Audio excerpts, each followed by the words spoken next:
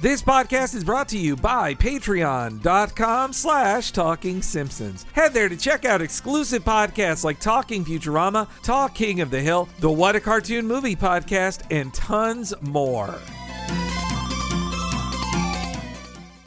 Cartoons from present in the past. Every week will be an animated bash. What a cartoon! What a cartoon! Maybe a short but mostly shows. We'll talk, we'll analyze, exploring as we go. What a cartoon! What a cartoon! What a cartoon! What a cartoon! Hello, everybody, and welcome to What a Cartoon, where the only thing that can kill a tune is Steven Spielberg. I'm one of your hosts, the non-rabbit wife guy, Bob Mackey, and this is my exploration of every cartoon ever. Who is here with me today, as always? Hey, it's the old predictable geyser of information, Henry Gilbert. And this month, we're talking all about the Roger Rabbit shorts and unmade sequels. Okay, anything you say, Mama Dearest. Yes, and we're coming off of our award-deserving, almost 7-hour-long Roger Rabbit podcast. Woo, yeah. And we decided, we announced it on that podcast, but there's so much more to talk about involving Roger Rabbit. We didn't know if we wanted to make that a 9-hour podcast, although we could have. Yeah. You see how long this one is, and you're like, oh, wow, this was just when they cut off. When I was doing the notes on Roger Rabbit at the start of it, I thought, well, of course we're going to have to answer, as we always do on one-off films, like what happened next, why wasn't there a sequel, or was there a sequel, or whatever. But that is such a complicated thing about what happened to Roger Rabbit in the 34 years after that film came out, and that it took a ton of research to do. That was its own podcast, which is why we're here now, and I think everybody will enjoy it. Everybody loved our Roger Rabbit, Who Framed Roger Rabbit podcast. Yeah. And I'll say it again. I said it's an award-deserving podcast. If people that weren't already celebrities won podcast awards, we would be handed out an award by Mark Maron himself. I was seeing respect from some of our podcasting peers or shock and shame almost of like, really, one this long. Even I saw a like on our tweet from our previous guest Griffin Newman, no stranger to long podcasts himself, and I think he's like, wow, these guys they were just crazy enough to do it. I salute you, you bastards. In case you're wondering what Roger Rabbit podcast, well, if you're on the $10 level at patreon.com/Talking Simpsons, you get access to the What a Cartoon Movie podcast. Over 3 years of movie podcasts. They're all about 3 to 5 hours long, sometimes 6.5 hours. And in the month of April, we covered Who Framed Roger Rabbit. So you have to sign up to hear the entire thing if you haven't heard it yet. Mm-hmm. And yeah, these going back to these 3 shorts, which amount to an episode of a TV show. So that's why we're doing it as a regular What a Cartoon. It really took me back to the innocence of childhood. Like when that 89, the first short came out, I was like, yep, it's the decade of Roger Rabbit. I'm going to be seeing Roger Rabbit the whole rest of my life. He's the greatest new character ever. They're getting us ready for the 90s with this bold new character. The 90s are going to be defined by Roger Rabbit, and it's going to be great. And 2, I think it also spoiled us of thinking like, hey, shorts before movies are back in a big way, and they're going to spend a lot of money on them. They're going to look great. It'll be this beautiful future of animated shorts before movies again. I'm just becoming aware of pop culture, what I like in entertainment, and I thought this would be the future. Yeah, and every movie's going to have Mickey Mouse and Bugs Bunny in it. Like, all this stuff's going to be great. Everything will be wonderful in the 90s. And we'll definitely talk about this, but it feels like after Roger Rabbit, there were a few other shorts made by other people, not necessarily Disney, but it felt like whenever there was a short, they were so ashamed of it, they hid it behind the worst possible movie. Yeah. It's like they okayed a short, like, say, Carrot Blanca, and then just shoved it with another thing. This started a new era of shorts that it seemed like Disney half wanted to do and half didn't want to do. But like, shorts are just the concept of an animated short is very important if you want to train animators. Like, at least in the American tradition, especially at Disney, it started as a short subject company, but short subjects still continued even when they got into theatrical, because that's where the new people learned how to do the crafts. Like, you would do years and years and years on shorts before you'd get into theatrical. But nowadays it almost feels like, even with, you're either early in your career, you're put on the theatrical track or you're put on the TV track, and you don't really go elsewhere. And I think Pixar is one of the few still that trains people with, or at least gets people ready for their big directing gig on a feature with a shorts. That's right. And another odd thing, and we brought this up on other podcasts, is that Disney, they kept making shorts just to win Oscars, but it would be impossible to find them. They weren't being screened before anything, so you'd either have to go online to download them illegally. Now they're all on Disney Plus, of course. Fortunately. Some of them, I guess. But they were just not available to most people. They just made them to win Oscars, and that was it. Yeah, actually, in my research for this, there was like, oh, that short, why isn't it on Disney Plus? There's no reason it shouldn't be, and yet I had to find it on Vimeo. Which I never even knew it existed or saw it before a film. But yeah, but I guess this is really the story of like a future we were promised. I think of Roger Rabbit as the flying cars of our childhood. We were promised lots of Roger Rabbit and then didn't receive it. You know, every generation gets screwed in their own ways, but us millennials, I think we got it the worst. Yeah, and now Roger Rabbit is turned into the character nobody knows, well, not nobody, but and of course you're sort of timing this with the release of the Rescue Rangers movie, which is in and of itself a Roger Rabbit type vehicle. It looks like, and Roger Rabbit has a cameo in it too, so it also felt like good timing. We have not seen it as of this recording because it's not out. No. But I'm sure we'll be talking about it on some podcast somewhere because I feel like I don't really want to see it, but I feel obligated to. Maybe I'll like it. Who knows? You know, it comes out before the next Talk to the Audience, which has come out by the time you hear this, so I bet we talked about it on that. But all right, well, why don't we pick up where we left off with old Roger Rabbit? As we mentioned, it came out the summer of 1988, a gigantic hit, over $320 million in 1988 money, and the biggest thing at the domestic box office this year, except for Rain Man. Boo. Rain Man beat it. Yeah, I know. Although that lived on longer in pop culture, just because people wanted to make fun of the autistic. Yeah, it's the perfect. Now they have so many other vehicles for autistic jokes and mocking the autistic. But back then you just had Rain Man. But and funnily enough, that in Steven Spielberg's future, he would have Tom Cruise and Dustin Hoffman appear in his movies. But yeah, it was such a huge hit, not expected by Disney. They fast track so many things. They do a ton of merchandise, obviously, and the next year they're going to put out the VHS. They aren't fast enough with VHS production then to get it out for the Christmas of '88. And not to mention that, though, they have a ton of stuff at the parks for Roger. Like, they know that the kids love Roger so much that, like, I found a Christmas 1988 commercial of like, it's Disney World Christmas and Roger Rabbit's coming to town. Oh boy, I'm so happy to be here for Christmas. Yay. Like, so a man in a mascot suit without the mouth moving, right? Yes, okay. Yeah. But with Charles Fleischer doing the voice for it, they got him for most of it. He seemed available. He seemed to like doing Roger, except I guess we'll talk about when he doesn't do Roger. Sometimes he does it, but mostly, especially in 88, 89, he was very into doing it. And I mean, not only did they fast track Roger into the parks by the end of '88, but November 1988, there is the NBC television special Mickey Mouse's 60th birthday, which Roger is kind of shoved into. And I watched this when it was new and I was 6 and have very fuzzy memories on it until I rewatched it all for this. I was skimming through the YouTube video, and I think I remember sitting on the floor watching this and thinking, wow, 60 years old. Yeah, that's so old. Now, Mickey will be 100 in 6 years from now. Yeah, but and it made I think what tricked me into watching it as a kid is they front load her with Roger. You get about 5 minutes of Roger at the start of it, and then at the very end, Roger sort of saves the day. But otherwise, no Roger the whole rest of it.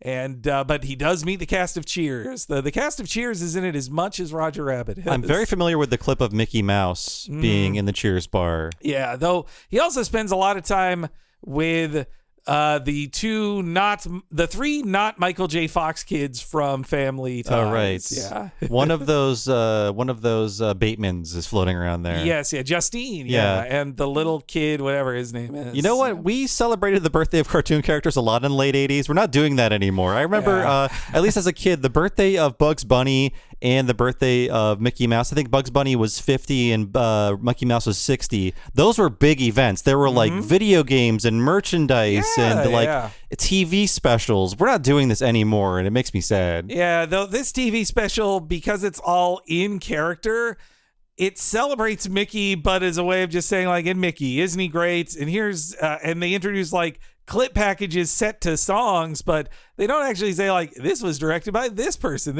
It was all in the world of Mickey is real. Right. And this is his birthday party at Disneyland. And of course it's a commercial for Disneyland as well. It makes me think Roger Rabbit was just a gaslighting attempt to make you think cartoons were real and no one made them. Yeah. There was no artistry behind them. Well, and you can see what TV production levels of the Roger Rabbit effect look like as compared to the film in this. But I mean, to know that they'd shove this out 6 months after 7 months after Roger Rabbit came out, that they just stick Roger right in there. Like, he's the guy who saves Mickey at the end of the end of the special, and also that like Charles Fleischer has a live action part in it too. John Ritter, Carl Reiner. It's fun. Also, the credits only indicate the animation was produced by Murakami Wolf, which was the TMNT people. And the animation didn't look that shitty. But there's no other credits, but I swear some of it, there's some really good Mickey stuff in it that makes me just go like, no, that had to be the Glendale team. Like this Mickey does not move like how Murakami Wolf would animate Mickey. Maybe they just got a lot more money and time than they did with Turtles. You never know. Yeah. But so yeah, that just shows you Roger, he's so big that they shove him into the Mickey special. Like, he is a huge selling point of that Mickey special. And yeah, internally, they're like, yeah, there is totally going to be another movie. Why wouldn't there be? This movie's going to be huge. We are greenlighting and fast tracking this movie to come out really soon. That was their thought by the end of 1988. Though to get things going even faster, they decided that they needed to get out a Roger short even sooner, because everybody loved the Something's Cooking short at the start of Who Framed Roger Rabbit. Like, that just grabs you and pulls you in, and they're like, if we could just get that out, and in interviews in 1989, they were even saying, don't expect a Roger sequel before 1992. Like, that's what they were saying then. Let's be realistic here. So they knew they had to get something out sooner just to keep the character alive. So they fast track a bunch of shorts. And this is big for Disney because they hadn't done a true short, as in a 7-minute subject, since 1965's Goofy's Freeway Troubles, which sucks. Like, now, of course, if you look at some Disney wikis, technically there's, the 20-minute Winnie the Pooh things that got stitched together into a movie were technically shorts, as was Mickey's Christmas Carol. Like, that's technically a short, but it's really like 23 minutes. I don't buy it. Yeah, no, this is the first actual short in over 20 years. Though the important part is, who's going to make this? Because by late 1988, Richard Williams is very clear he's not doing more Roger. He doesn't want to. He's going to change the world with Thief and the Cobbler. Oh man, it's going to really show us what he can do. He would not finish that movie. So Disney, the half owners of Roger, they decide they're going to do what they should have done in the first place. Own and have internally first in Burbank, their own production company for animation group for Roger Rabbit. But also another problem with it was going to be that Robert Zemeckis was like, I'm working on Back to the Future now. You talked about it before, that it's one of the most stressful periods of his life ever. Going from Roger Rabbit to Back to the Future Part 2, both two very technically complex movies to film. He was like not sleeping, gaining weight, going crazy. And certainly he was not thinking that, oh yeah, once I finish Back to the Future Part 3, it's back to Roger Rabbit and torturing myself for another 3 years. Instead, he did Death Becomes Her, which has just one act of crazy special effects. And he has so much fun with that. And then Forrest Gump, another effects machine thing. It's a troubling start to Robert Zemeckis' artistic career. But yes, while Zemeckis was not interested in doing the sequel, as shocking as it is to believe later on, Spielberg, Katzenberg, and Eisner were all on the same page. They're all like, yes, we are absolutely doing this. We'll just get us another new director for this. and they had already pegged somebody as animation director for it, Robert Minkoff. But Spielberg, I think, in particular, was able to get Katzenberg and Eisner to agree with these new shorts that they would be board-driven, not script-written, that it would have big budgets comparable to Roger Rabbit in the movie, and that it would have full orchestral backing music, and it would actually, Spielberg would hire guys who could do the wacky Tex Avery style stuff.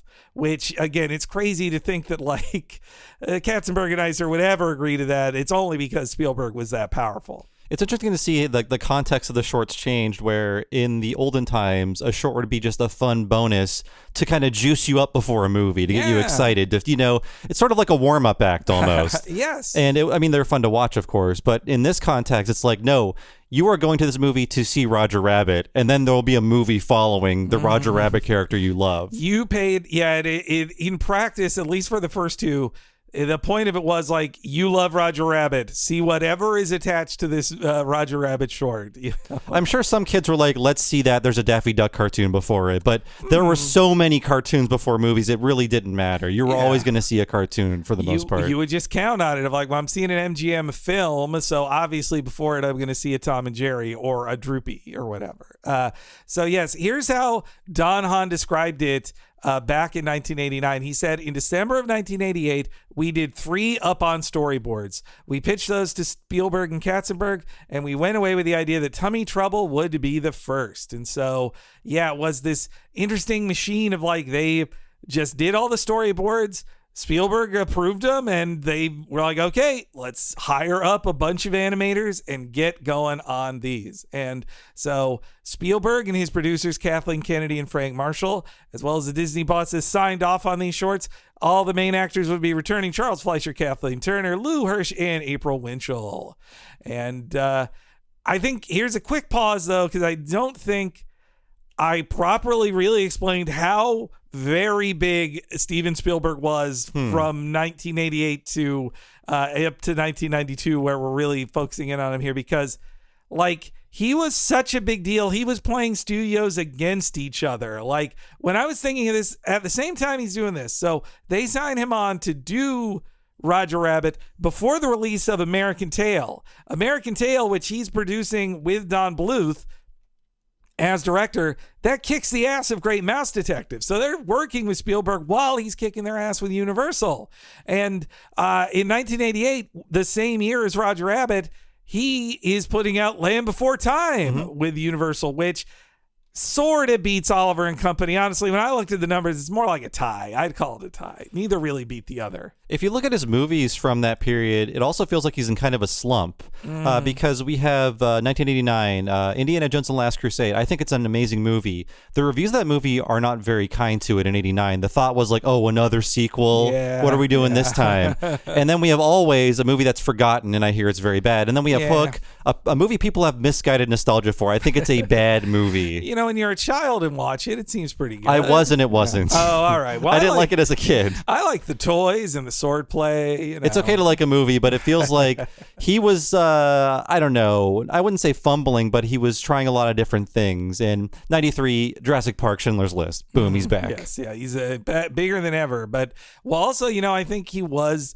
splitting his attention so much with okay, directing a movie, that feels like, I'd say 2 full-time jobs as it is. He's then producing so many movies. He's also he was producing Gremlins around the same time. He had started up Amblimation in 1989 because him and Don Bluth had a falling out as well. And he's getting divorced. And that's right, Elsa. In this time period. And he is consulting on Universal Studios Orlando. He's helping them build that thing. Steven Spielberg also, if he makes anything, honestly, he's been very rich since E.T., I would say, probably, maybe even Jaws, but he is worth $1 billion because of Universal Orlando, because he gets a piece of kind of everything there. He is that makes him $1 billion whether he does anything else all year. He makes hundreds of millions off of it.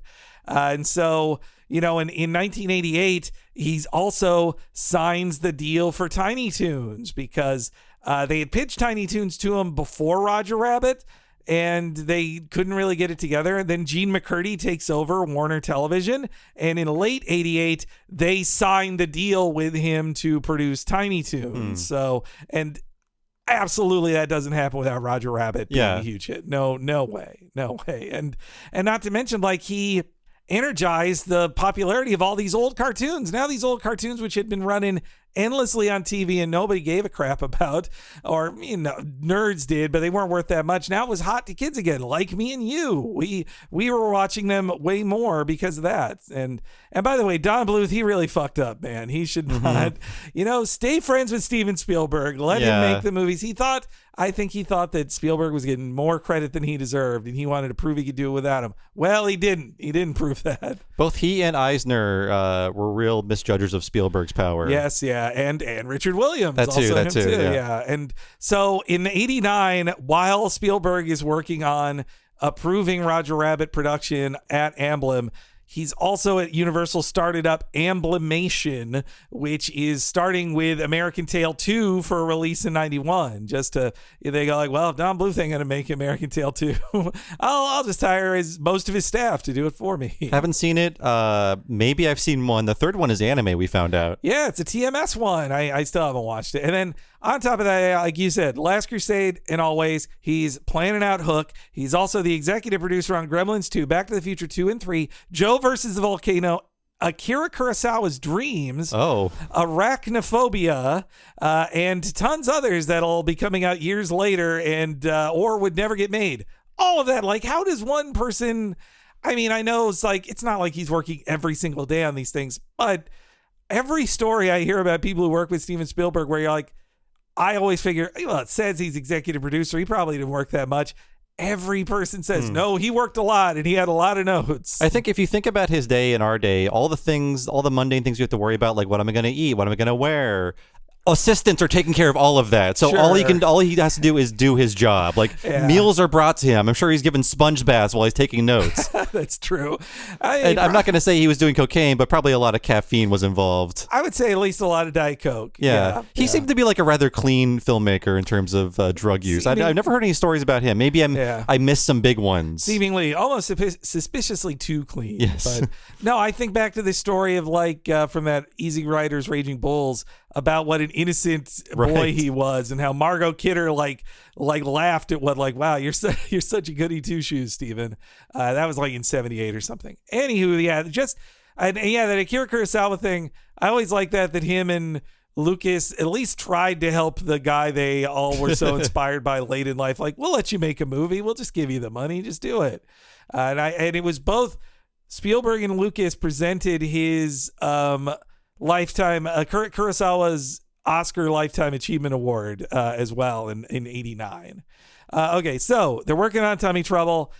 I'll get into that more in the second half when we go to each the bigger production stuff on it. But they had 70 animators working on it. They predict the budget was in the millions. Like, this was 7 minutes of theatrical level animation. They did not cheap out on this even a little bit. And they got it ready by June 1989. What are they going to put it together with? Well, in an article at the time, they joked of looking at the Touchstone slate of films.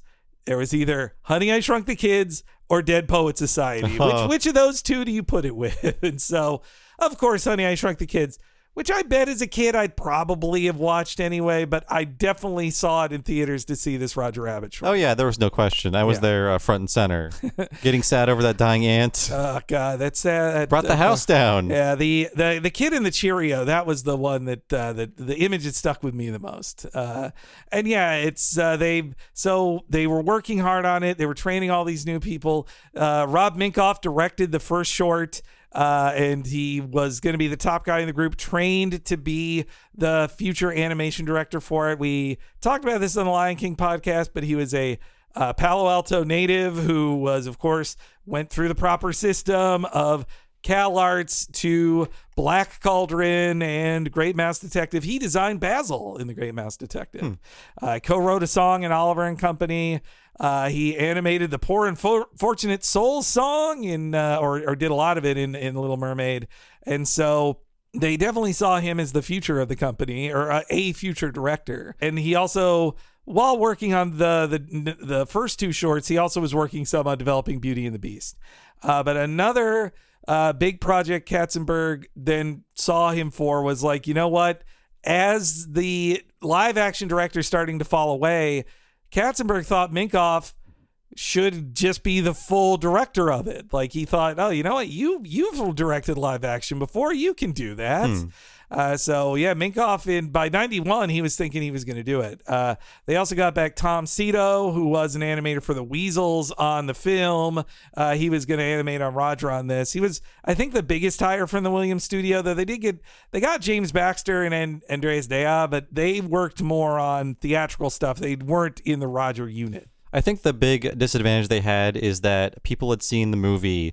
They were used to Roger Rabbit looking and moving a certain way on the ones, 24 frames per second. Not all shorts were animated in that frame rate. I would say probably none of them were, for the most part, right? They don't really look like on the ones. No, they look like very good on 2s, but you're right. It is not the care of which that, say, Baby Herman walks on top of a loaf of bread and each slice flops out of it. You don't really see that in this. Yeah, no. So, I mean, but they have to deliver at almost the same level as the Roger Rabbit movie quality. Yeah. So they can't just do like a short that Warner would do in like 1951. Oh, no. In terms of the amount of drawings they need to make. Yeah, well, I mean, and look at how cheap, like that 65 Goofy short I was talking about. Cheap as shit, man. Yeah, but a huge hire for this, and why I think all 3 shorts work really well as old style cartoon comedy. They hired Bill Kopp and Pat Ventura as the lead storyboarders on it. And hey, we talked to Bill Kopp. We did. He's a fun, wacky dude who I think brought a lot of energy to it. And Pat Ventura, why he is the creator of Yucky Duck and the Sledgehammer Opossum shorts. Like he had got it started at the Hanna-Barbera factory on a bunch of their shit, but you could tell that he didn't draw in that style. If you look at his, he posted some of his storyboards for his Roger shorts. Ventura's work looks like Yucky Duck and Sledgehammer Opossum, like these weird, ugly, fat things just smashing each other and like being violent and mean. Like, and yeah, when I think of Bill Kopp's style, the things you would see in the Savage Steve Holland movies and Eek the Cat does not look like Roger Rabbit at all. No, and it's great hires by Spielberg because Kopp and Ventura are clearly Tex Avery fanboys, but they also like have their own weirdness to it. Like they have their own edge and strangeness to the jokes and are really good gag factories. And Kopp mentioned to us too that like he had seen Who Framed Roger Rabbit at the Cinerama Dome in LA while working on the Simpsons shorts and got hired like a month after that to Disney to be one of the shorts guys. And he loved it. Him and Ventura both, I think, loved working on them originally because Spielberg was a big believer in them doing this the old school style, and he could convince Katzenberg and Eisner to let them do that and not work off of scripts. And also at the same time, Kopp and Ventura worked a lot with Imagineering because there were some big plans for Toontown and Roger Rabbit at all of the Disney parks. And yeah, so Ventura and Kopp, they were enjoying things at first, and of course, in 1989, when they were promoting Tommy Trouble, they even said to the public, they're like, oh yeah, we already know what our next one is for next year, Roller Coaster Rabbit, and we even have like 5 others already planned. And he names them. Like, this is where people get the names of a bunch of shorts that didn't come out. Hair in My Soup, Clean and Oppressed, Beach Blanket Bunny, and Bronco Bustin' Bunny. And I think we have seen cells of some of these, right? Yes, for Hair in My Soup, there were cells out there for it. And according to Kopp in other interviews, like several of those named Beach Blanket Bunny and Bronco Bustin' Bunny, those were completed storyboards approved by Spielberg that didn't follow to the next stage after that. And yeah, so that's all the shorts, but what's going on with the movie that they don't think is going to be ready by 1992? Well, this is a hard one to sketch through but I'm trying to, this is close to the best order I can find. So by early 1989, Spielberg is already trying to get scripts together for it. Kathleen Kennedy in particular, they've thrown out the script to several potential writers. Kathleen Kennedy really likes this young guy named J.J. Abrams. She thinks he's really got a lot of talent. Who doesn't, honestly? Isn't that fucking shocking that then, like, 25 years later, she hires him to be the Star Wars guy? Yeah. What a great pick that was. How is he not in movie jail? It's not fair. Because he's movie's greatest, like, criminal, or I think.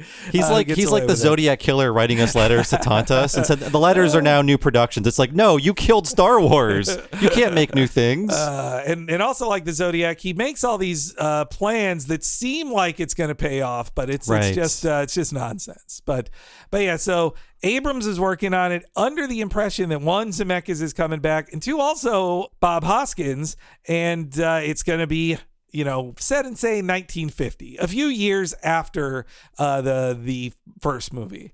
But yeah, so then Zemeckis is going to drop off, and Spielberg's ready to take some newer ideas on what it could be. And it sounded like he wasn't totally sold on the Abrams script. So then enters Nat Malden, who we talked a ton about on Capital Critters. He's the creator of Capital Critters. I was just talking about this with my wife Nina, and guests on the shows often. I can't decide if the Capital Critters or Shirley and Laverne joined the army or in the army were the worst. Which one was the worst? I think Capital Critters. I think it made me angrier. Yeah. Laverne and Shirley was exactly what it was supposed to be, and the actors in it are having a good time. That's true. No, you're right. Yeah. You're right. As opposed to Capital Critters, like, it thinks it's really smart when it's incredibly shit. Inoffensive. And offensive and wasting time. And also, I mean, Nat Malden, who he sounds like a nice guy in some interviews, but in other interviews he complains like, oh, it should have looked as good as it was. Like, did nobody explain to you what a fucking budget is for Capital Critters and why it can't look like Pinocchio? Yeah. Do you fucking get this, you dumbass? Oh, and it takes 9 months and it's expensive? Yeah, it's what a fucking cartoon is. Fix. I'm getting mad all over again. He didn't do any research. I know. But I think Nat Malden, when he came in early 1989 for a meeting with Spielberg as a potential writer, I think Spielberg and him really clicked. First off, because Nat, one of his first jobs in Hollywood was working for Chuck Jones, and he was a real student of classic cartoons, or at least Chuck's classic cartoons. And his dad worked for Stars and Stripes and in World War II. And if there's one thing Spielberg loves, it's World War II nostalgia. You're kidding me, right? Yeah. So a lot of this is from Nat Malden's great appearance on the 2021 podcast Best Movies Never Made. If you want to listen to that if you want to hear all of his direct experience on working on the sequel. But basically, from his telling of it, they had a straight-ahead sequel set in 1950, and then Malden started pushing to Spielberg, but what if it was, like Temple of Doom, a prequel instead? We tell the story of Roger Rabbit comes to Hollywood, accidentally becomes famous, and then also helps fight in World War II on the European front. And apparently Spielberg fell in love with that idea instantly. He's like, oh my God, yes, World War II, they're going to be a toon platoon fighting the Nazis. Apparently, he was bouncing off the walls of the idea of a cartoon plane fighting the German Luftwaffe in 1943. That's one of the sequels I know the most about, and it sounds so awesome. And honestly, if he made that instead of Saving Private Ryan, better timeline, I think. We'd be in a happier world. It's so good, isn't it? Isn't it so great? We all know. As an aside, yeah, I think what would we even think about World War II, our generation? What would we think about it without Steven Spielberg showing us what World War II is? Like, I've seen other films about World War II, documentaries, all this stuff, but when I imagine World War II or the battles or whatever, I'm either thinking of Saving Private Ryan or something that ripped it off, or video games that started with Medal of Honor, which he produced. So, yeah. Yeah, like storming the beaches of Normandy. This is someone else's comparison. It became like the battle on Hoth or whatever. Yeah. No, and I mean, even the entertaining evil Nazis of Raiders of the Lost Ark, like that defined what, like, oh, the evil Nazis, these are how they appear in movies like that. World War II, is such from an American vision in pop culture is so defined by Steven Spielberg. I'm sorry if I was insulting the movie. It's a fine movie. I just feel like it's a victim of its own popularity, and coming out so close to 9/11, I think it got a rejuvenation of popularity in the lead up to the Afghanistan and Iraq wars. Oh yeah, and Band of Brothers as well. Yeah, oh for sure. No, I mean, I don't think Spielberg, unless Spielberg's part of the Illuminati and knew 9/11 was happening, which I don't think so. We're doing our research on that. well, here was a surprise I did learn from the Malden thing, which I didn't see in basically any other articles about this.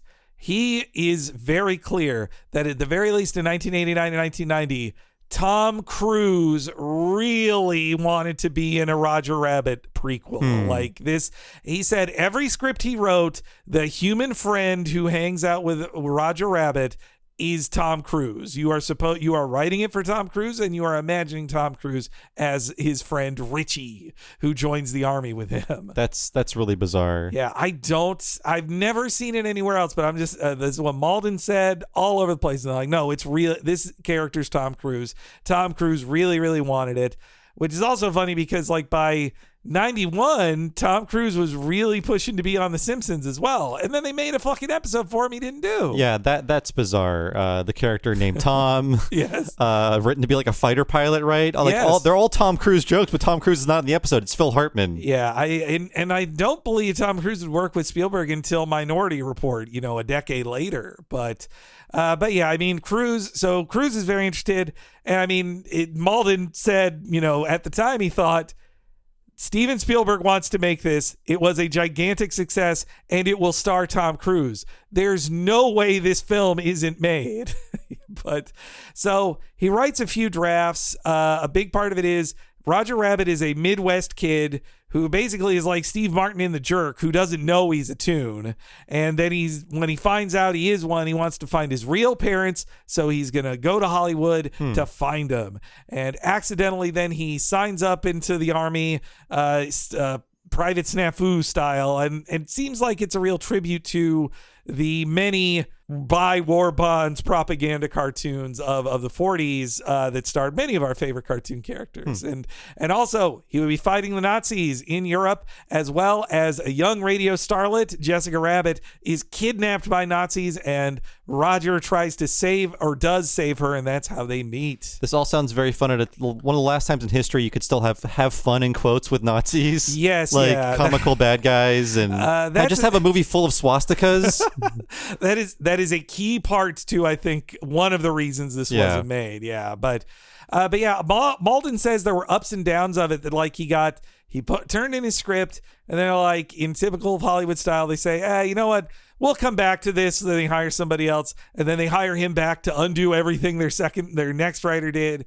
And as Malden says, by early 1990 or mid 1990, they had a script that Spielberg and Katzenberg loved, and then he said that the last meeting he had with Spielberg and Katzenberg, they indicated to him, you guys did it. This is the movie. We're going to make it. See you at the red carpet, basically.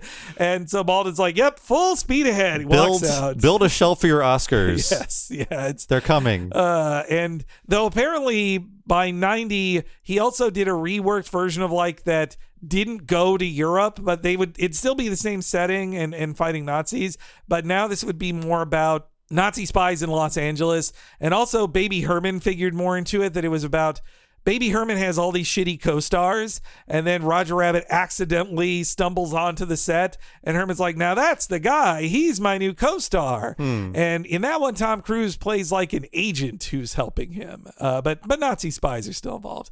And in both of them, you may have read this as a clickbait title. Both of them end with a joke that Roger finally finds his mother, and he says, but who's my dad? And he's like, well, he's over there. Screen pulls over to Bugs Bunny, and he says, ain't I a stinker? Whoop. I thought it could be. Yeah, it's pretty much that. Some of them even said that Bugs is his mother and father. Weird. But honestly, I hate that, because Roger should be his own guy. He should not be Bugs' son. I hate that. It doesn't make sense that Bugs Bunny is there in the next movie. Or the first movie is like, oh, hey, Dad, what's going on? He doesn't even acknowledge him. Also, this is 42. Bugs isn't that old of a character at that point anyway. He's like from 1940, right? Yeah. The joke sucks, and I would hope they would never animate that. Also, even if they had started filming that movie, no way that stays in, because Warner was not going to give them Bugs Bunny in 1992. No way. What about, did I miss the Hoskins connection? Is he in? Is he out? So Hoskins, once they decide it's a prequel, no Hoskins. Okay. They decide, and they're writing him out of it. Maybe also he would ask for a lot of money, or honestly, there's no room for Hoskins if you got Tom Cruise. Yeah. So, Eddie Valiant pretty much done with any versions they were thinking of for this prequel movie they were planning. He's busy playing Smee anyhow. Spielberg still loves the guy, but in news articles, in internal documents that were like, what's next year for Disney? Toon Platoon was listed in there, or sometimes Who Discovered Roger Rabbit. They were between those two titles up into 1990. Tummy Trouble comes out, and also that holiday season, the VHS comes out, huge sales, Roger Rabbit, giant hit.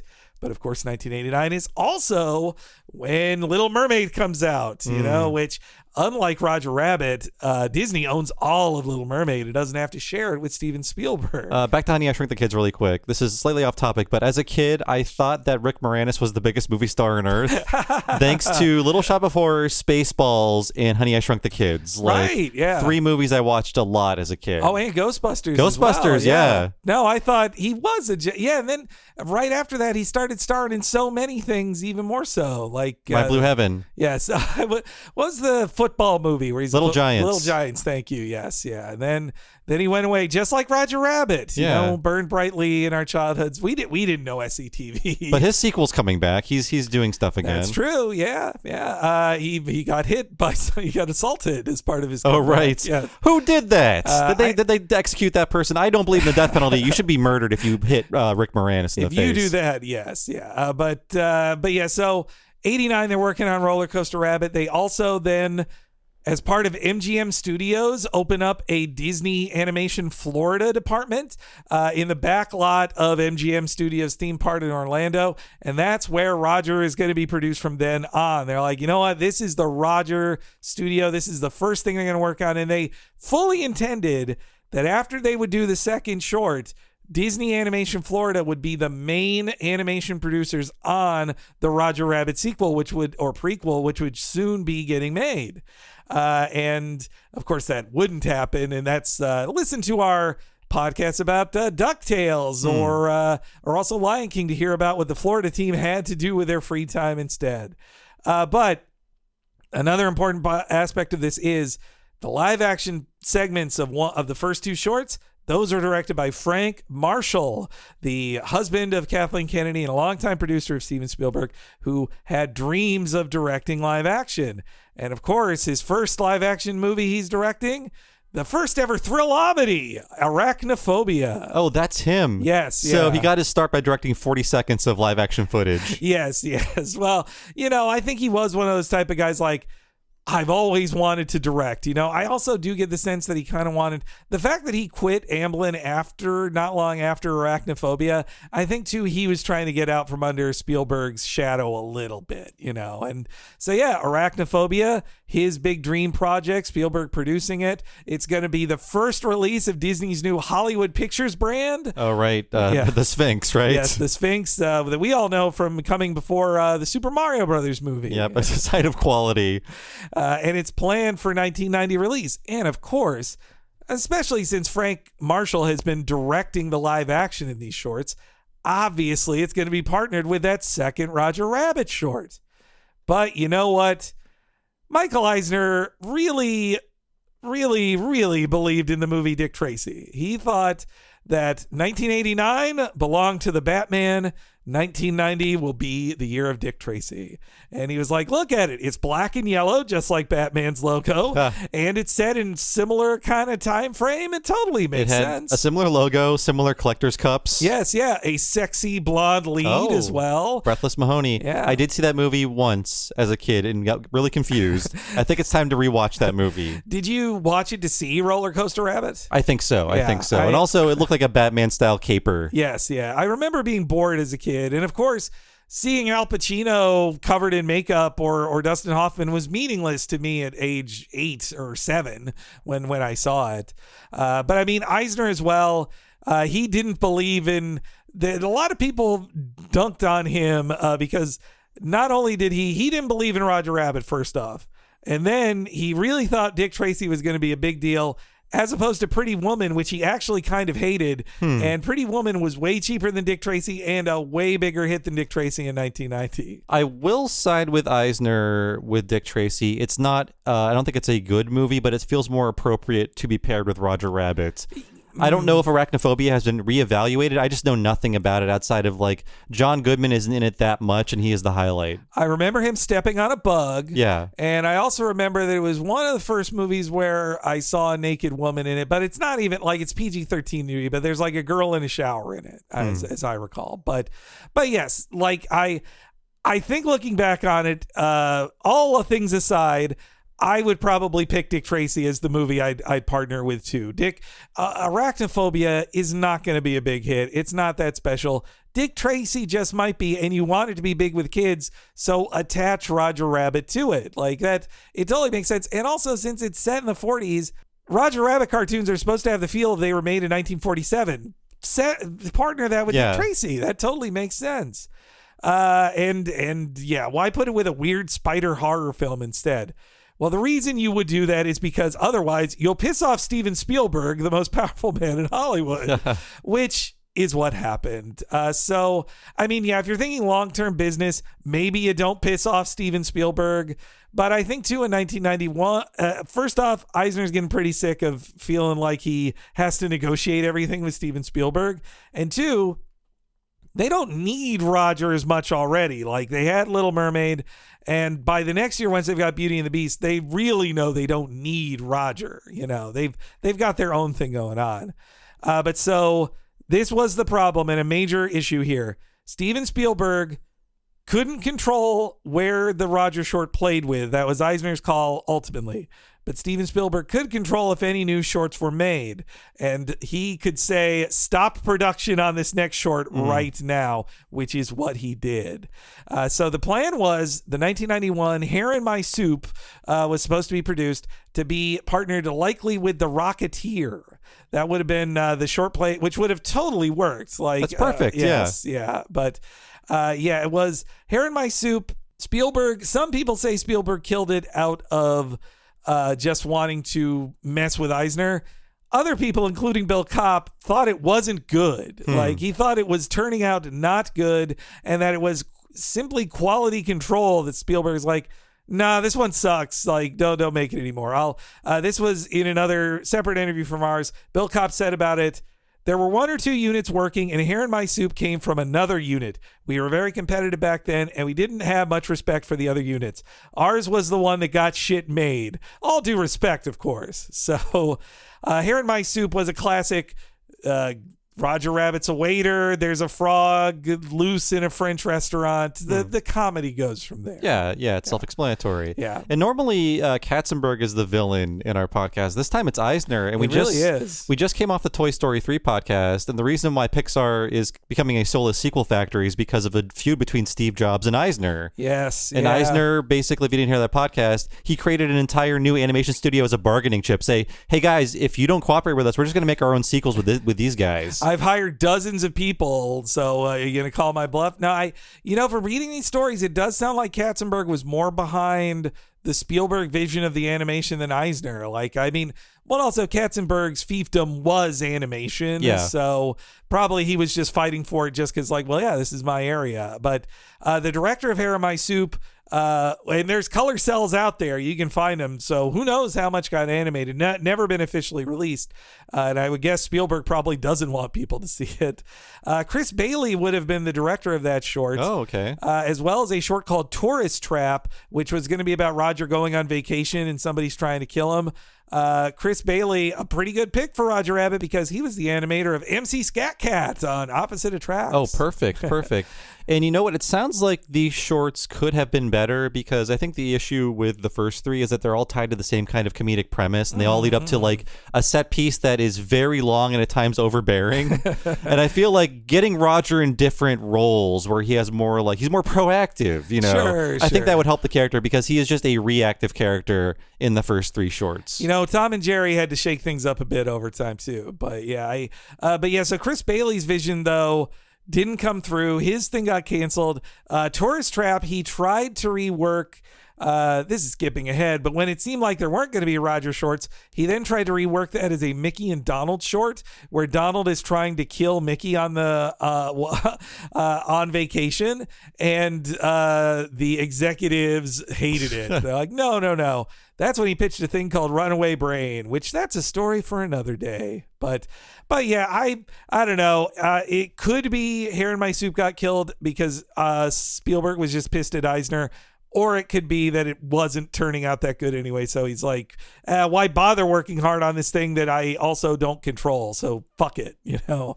But so 1990 trucked along, and while the Roger shorts got put on pause and the sequel script gets turned in and then put on pause as well, then another interesting bit happens with Tiny Toons. So the February 1991 airing episode, New Character Day, it starts out with a guy they don't call Roger Rabbit standing on a stage saying, "Please cast me on your show. My wife needs glitter paint." And then he goes through a trap door and is given the boot and they don't like him. That I feel like that is Spielberg talking about how he's done with Roger Rabbit and and the rumors say that Steven Spielberg voiced that Roger Rabbit in the scene too. I'm looking at some images of it. You see him from behind. Yes. And he's wearing, I guess, legally different clothing. And to know that it came out in February 91, that had to be worked on in mid 1990 when he was at the time saying, "I'm done with Roger Rabbit. Fuck this character. I got lots of other rabbits." And Tiny Toons is full of Roger Rabbit references. Like Bugs Bunny in one of the early episodes says, "Are you expecting Roger Rabbit?" And of course, in November of 1991, in the second season, in probably the most indulgent Tiny Toons episode ever, Buster and Babs Go Hawaiian. Oh, it's great. Yeah. It's a great one. TMS animated, gorgeous episode. Steven Spielberg plays himself.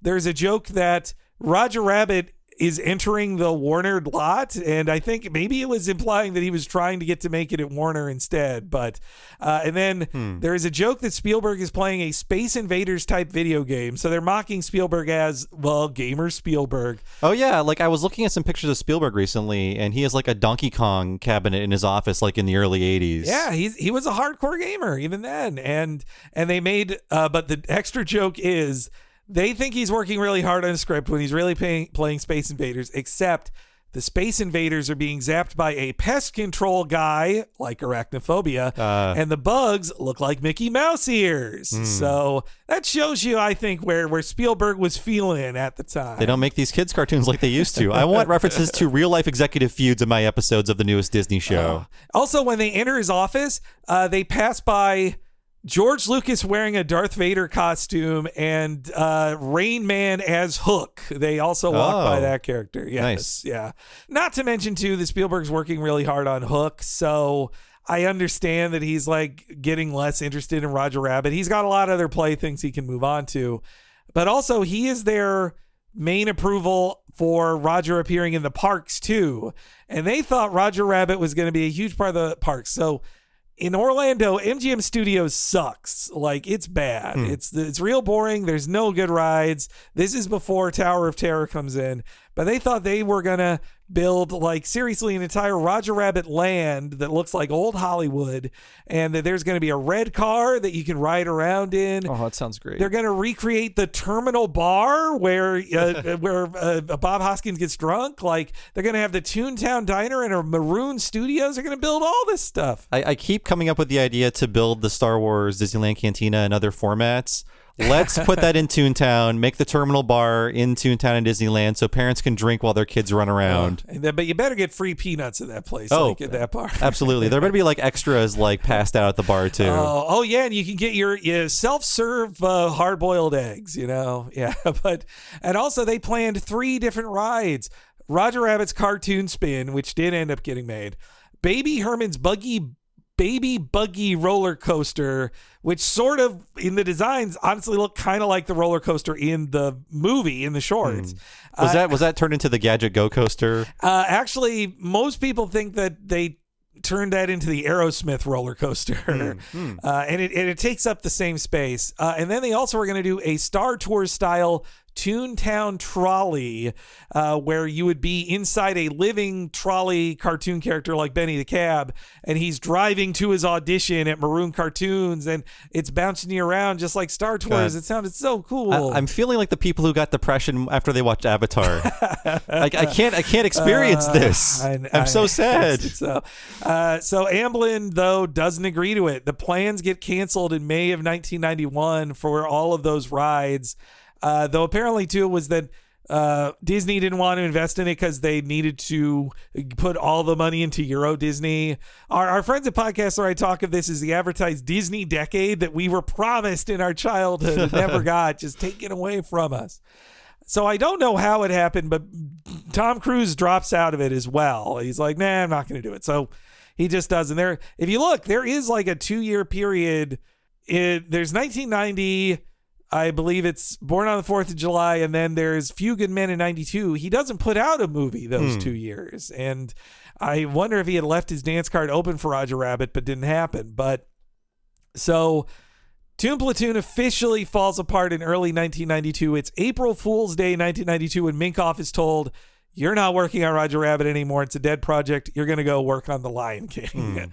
Though, of course, Minkoff's plans to combine live action and animation would come to fruition as the director of the Stuart Little films 1 and 2 later that decade. Also, Bill Kopp himself getting mighty sick of this at the company. Once Spielberg's kind of done, that's when he gets handed a bunch of scripts for Mickey cartoons that he does not get to board first.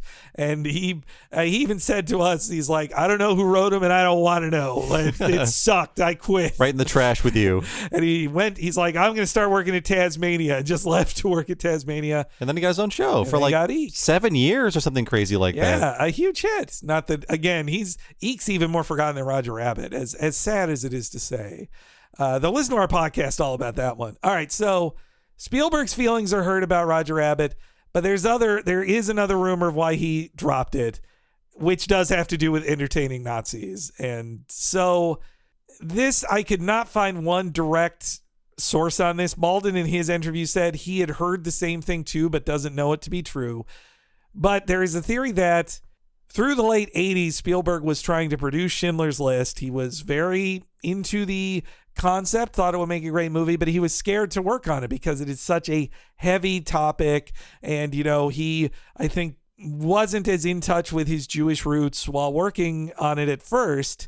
But eventually he decided, he even was going to have Martin Scorsese work on it. And then Scorsese was like, I don't know if I'm right for this. And then instead he made Cape Fear, which Spielberg produced 91. But so Spielberg finally does decide he's going to make Schindler's List. And the story in Hollywood is that as Spielberg is working on it, he decides that he had been a little too entertaining and escapist with Nazi imagery and Nazis.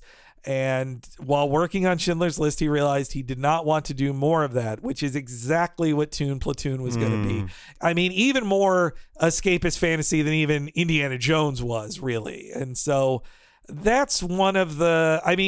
I then saw some annoying, I will say, Roger Rabbit fans who write about the sequels that were never made. Some of them are annoying people with dumb things to say, including some of them think they have a real gotcha of saying like, oh, but I saw he did Saving Private Ryan later, so what's wrong with you did Nazis in that? It's like his portrayal of Nazis in that is not how he would have done them in Toon Patrol. No. Yeah. And let's not forget he directed 1941.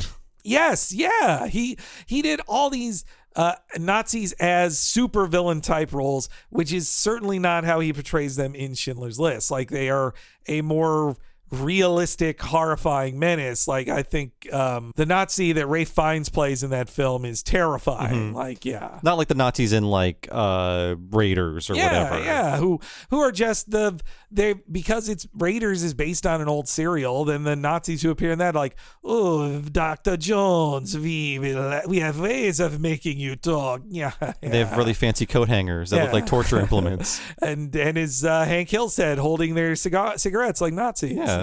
Yeah, but so Malden apparently had heard the same, that Spielberg wasn't as into doing World War II movies, but that I don't think that's the major reason for it. But I do think I think that is probably one reason why he fell out of love with Toon Platoon.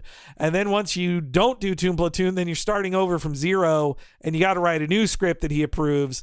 And at that point, Roger is losing steam. They didn't do a short in 91, and so they're like, well, what are we even making with Roger? And then on top of that, they don't need Amblin to make their hit films. They are doing great work without him. And then meanwhile, Amblimation is trying to is messing with them at the awards, and on top of that, or at the box office, and on top of that, he's working on Animaniacs, a very Roger Rabbit-y type show as well. Oh, God. Back to Spielberg really quick. Going over his filmography, I realized at that point he had directed like 8 movies where the backdrop was World War II. Yes. Maybe he was just sick of that shit. But then he does Schindler's List, and then he'll do Saving Private Ryan, Band of Brothers. Like he does work on so much more World War II after that too. Like and the Medal of Honor games. I guess so. But I think he found a new way to deal with it. Yeah. Like the gritty in the mud kind of perspective. All the grit. Like, yeah. I mean, and so Eisner, meanwhile, in 1992, he's thinking, what do we even need Roger Rabbit for? I can make up one myself. Bonkers T. Bobcat. Same deal. So are we, is that like definitive on the record? I definitely, I mean, you covered it very well in the history of Bonkers on that great podcast, but I mean, that was like 3 years ago. My memory was that, yes, if all the loose ends, when you tie them together, you could say they couldn't get Roger Rabbit. They're making the most of whatever pitch that was on their desk. But officially on the record, it's like, no, this had nothing to do with Roger Rabbit. But I feel like they might have had a pitch for a Roger Rabbit TV show and they couldn't use it because every Disney afternoon show was a mess of different pitches slammed together that somehow made good entertainment. No, I could not find one definitive source saying it, though many all assumed so. But when you look at the timeline of Roger is dead in 1991 and the first Bonkers cartoons debut with raw tunage in 1992. And there was a theatrical short. Yes. Yeah. There's no way Bonkers wasn't created as a replacement for Roger, but I couldn't find it. No. With Animaniacs too, yeah. So Spielberg is getting out all these ideas, Roger Rabbit ideas, via these different shows. So Animaniacs, it's like, cartoons are real. They live in a movie lot. They're actors, just like Roger Rabbit.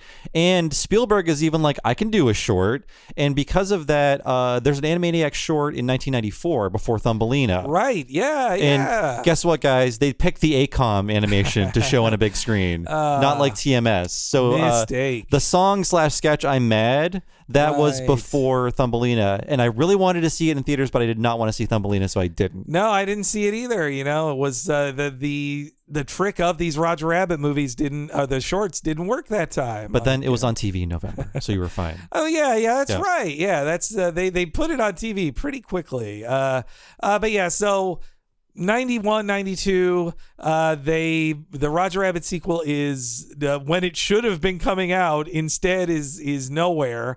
The director has moved over to Lion King. A lot of the shorts team got dissolved, like Bill Kopp and Pat Ventura both left. They one went to Savage Steve Holland, the other went back to Hanna-Barbera. Minkoff is working on Lion King.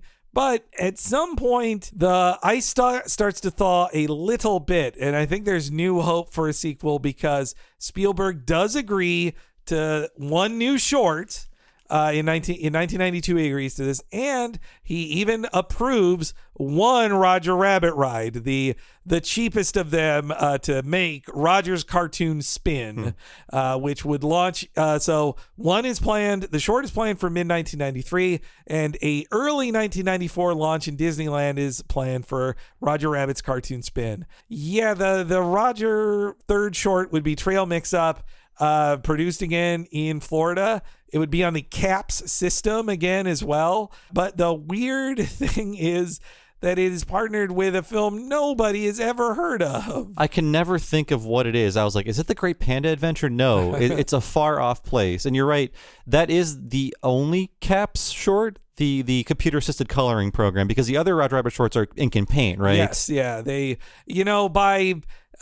like Little Mermaid is the last of the theatrical films not done in caps. Right. And I wonder if the first two Roger shorts were still ink and paint out of their general old school vibe they were going for. I could see they're like, well, we're not doing digital, but if they're going to produce it in 92, I would guess they aren't allowed to do ink and paint. They're like, no, we've moved on to caps. Everything's caps now in theatrical for Disney. But yeah, it's this would be unbelievably, 5 years after Roger Rabbit was released, this short would be coming out with a film nobody heard of and in a short few people watched as well. Though when I looked at the other films Disney could have stuck it with then, 93 was kind of a lean year for them with live action stuff to partner with. Like, the only other thing maybe they could have stuck it with, probably would have gotten at least a few more views, was a Huck Finn movie that starred Elijah Wood. They had made that. Was it like Huck and Tom or something? Or? No, that's the JTT one. Yeah, I know girls love that one. Yes, yeah. That was. I just remember the Elijah Wood one. I didn't see it either. Maybe I'd have seen it though. I liked Elijah Wood enough as a kid. I was like, oh, he's a little kid like me. This Far Off Place movie sounds like a real downer to me too. Yes, yeah. It's also one of those not a documentary, but not a documentary of there was a real spate of those, let's go to Africa and documentary film the real people and animals there, but then bring white actors there to act a movie around documentary footage. It's a way to eat up a lot of time in your movie. Yes, just there's some elephants. Who needs special effects when you can just film an elephant? And of course, as you've learned many times on this podcast, after Cartoon Spin came out and this short came out to little buzz, of course, that's when the Disney war really begins between Michael Eisner and Jeffrey Katzenberg. You listen to our Shrek and Lion King podcast for a lot of details on that. But the short version is Jeffrey Katzenberg was a big supporter of Roger Rabbit and working with Steven Spielberg. Michael Eisner was not.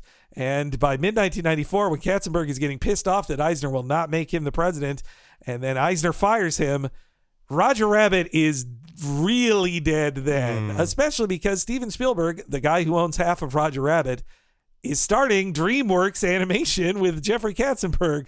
So Michael Eisner really isn't going to want to work on that. It blows my mind and breaks my heart that Toontown and Disneyland opened basically the same day Roger Rabbit got executed by the states. Yep, yeah. And the entire land dedicated to the recontextualization of cartoons via Who Framed Roger Rabbit. The star is dead. Yeah. You can't do anything with him anymore. And you know what? That ride, it sucks. It sucks. But I love that there's a tribute to a movie that kids don't know about for 25 years. It's still in the park.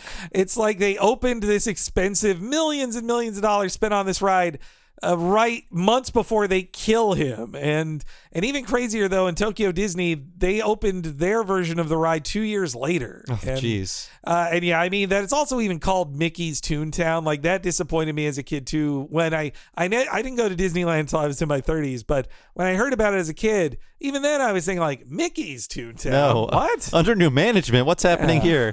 And thinking about Toontown, you know what? It's an easy thing to miss in Disneyland because it's just a dead end. And I realized, it's all tucked away down there. It's a dead end because it's a little kid park. If your kids escape, they can't go anywhere. There's only one exit. Right. Yeah. No. Get them, Ma. That's why we don't go up there. You know. Also, it's I'm up. Am I going to go to Small World? And right now, not to spoil things, but Toontown is closed at the moment. They're adding Mickey's Runaway Railway. And some Disney fans are wondering if Roger will still be there when it reopens. They're not so sure, but well, they cleaned up the dirtiness on that ride. I hope so. They made Jessica more of like an agent of change in the ride. Roger, and she put on a big trench coat, not showing off her figure no more. Hey, yeah. I want to be titillated at Disneyland. I know. Look, give me one set of breasts at Disneyland. Well, especially I guess since it's Toontown, it is the kids section, so it does make it even more like, hey, look at the jugs on this gal, kids, like 6-year-olds. So yeah, seeing the Roger Rabbit shorts again all these years later, I'm like, wow, it used to be a joke for kids. Hey, look at these big boobies. Yes. Like I remember seeing Jessica tied to the tracks and laughing because her just enormous breasts are heaving. And she's just buckled in with these ropes. Crazy? These tits are nuts. Yeah. No, that's not jokes no more. Old-fashioned jokes for everyone. Also, when I rode that cartoon spin the first time, I just thought it's a crappier yet newer version of Mr. Toad's Wild Ride, which is a great ride. Like, I love that ride. Yeah, you go to hell in it. It should be darker and scarier like the old Fantasyland rides, but the hallways are too wide. You can see too much of like the ride around you. It doesn't really work for me. Though they de-creepified the Snow White ride there too. Yeah. Like it's a little less scary there too. But so yes, Roger gets his ride finally.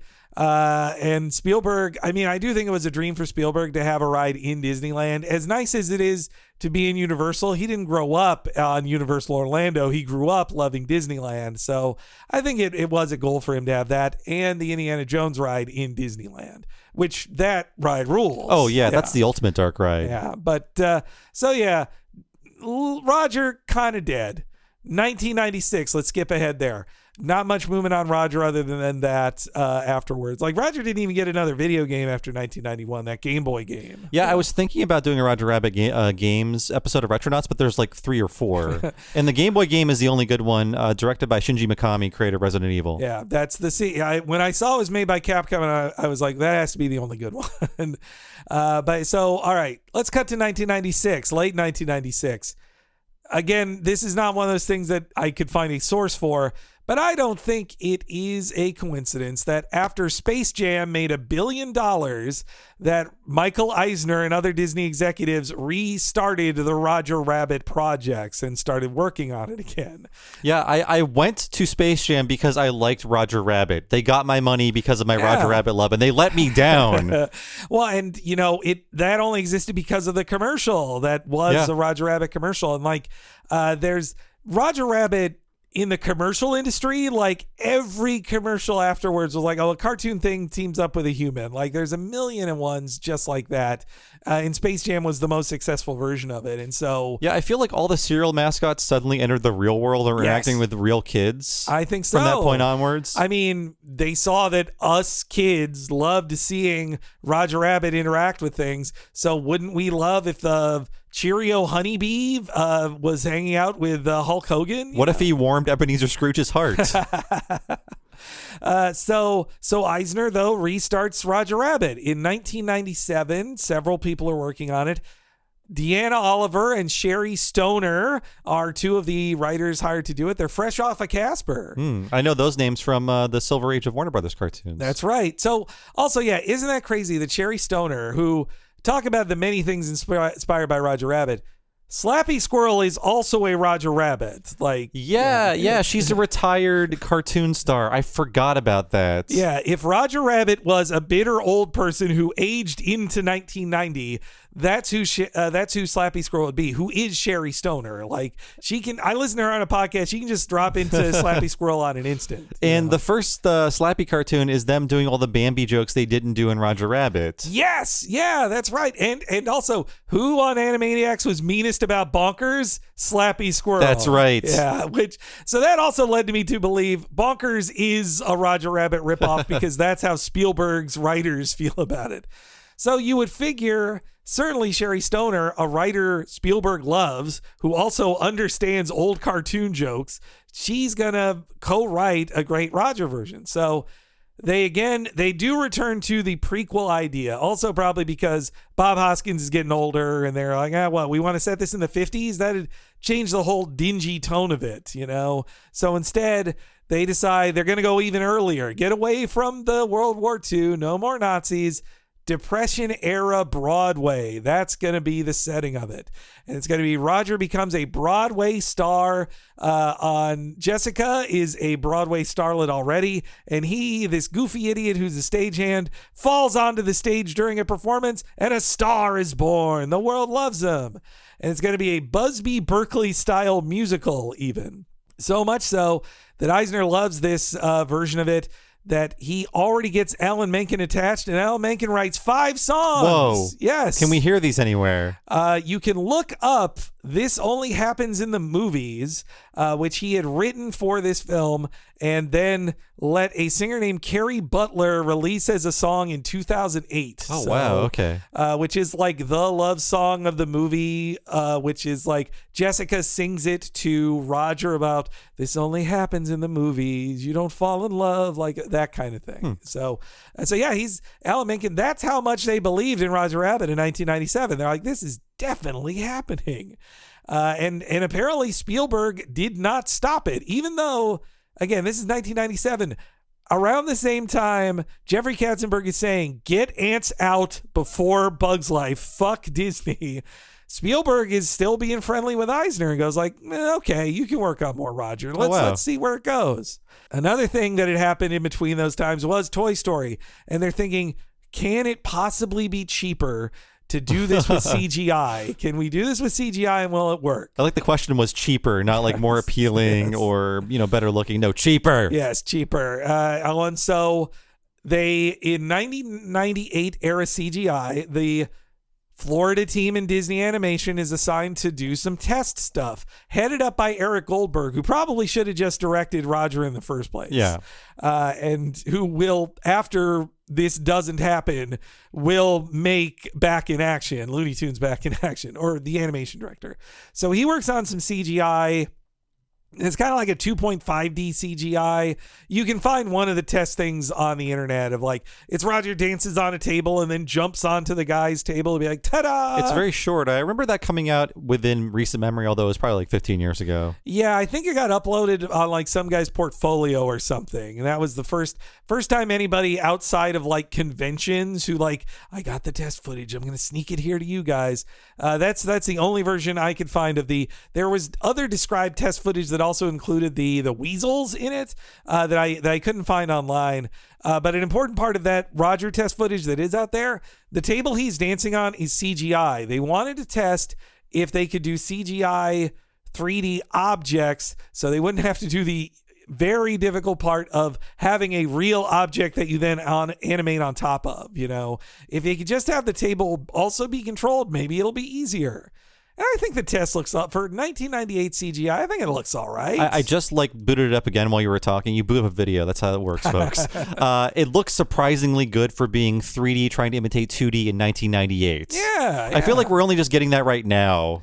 Yeah, I know. It's Disney didn't figure it out at least until Frozen, or Tangled. Let's say Tangled. But yeah, so they think that they're gonna do something with it, and I think it looks pretty good, though. If you compare it to the first Richard Williams test footage that Joey Pants was in, the Joey Pants version looks way better and more promising for a film than the Eric Goldberg test footage. I'll give Williams credit there. But so they make that. They're like, all right, what do you think this is going to cost? They peg it as easily $100 million, which totally makes sense because 10 years earlier, it cost at least $50 million to make Roger Rabbit, and movies only get more expensive to make.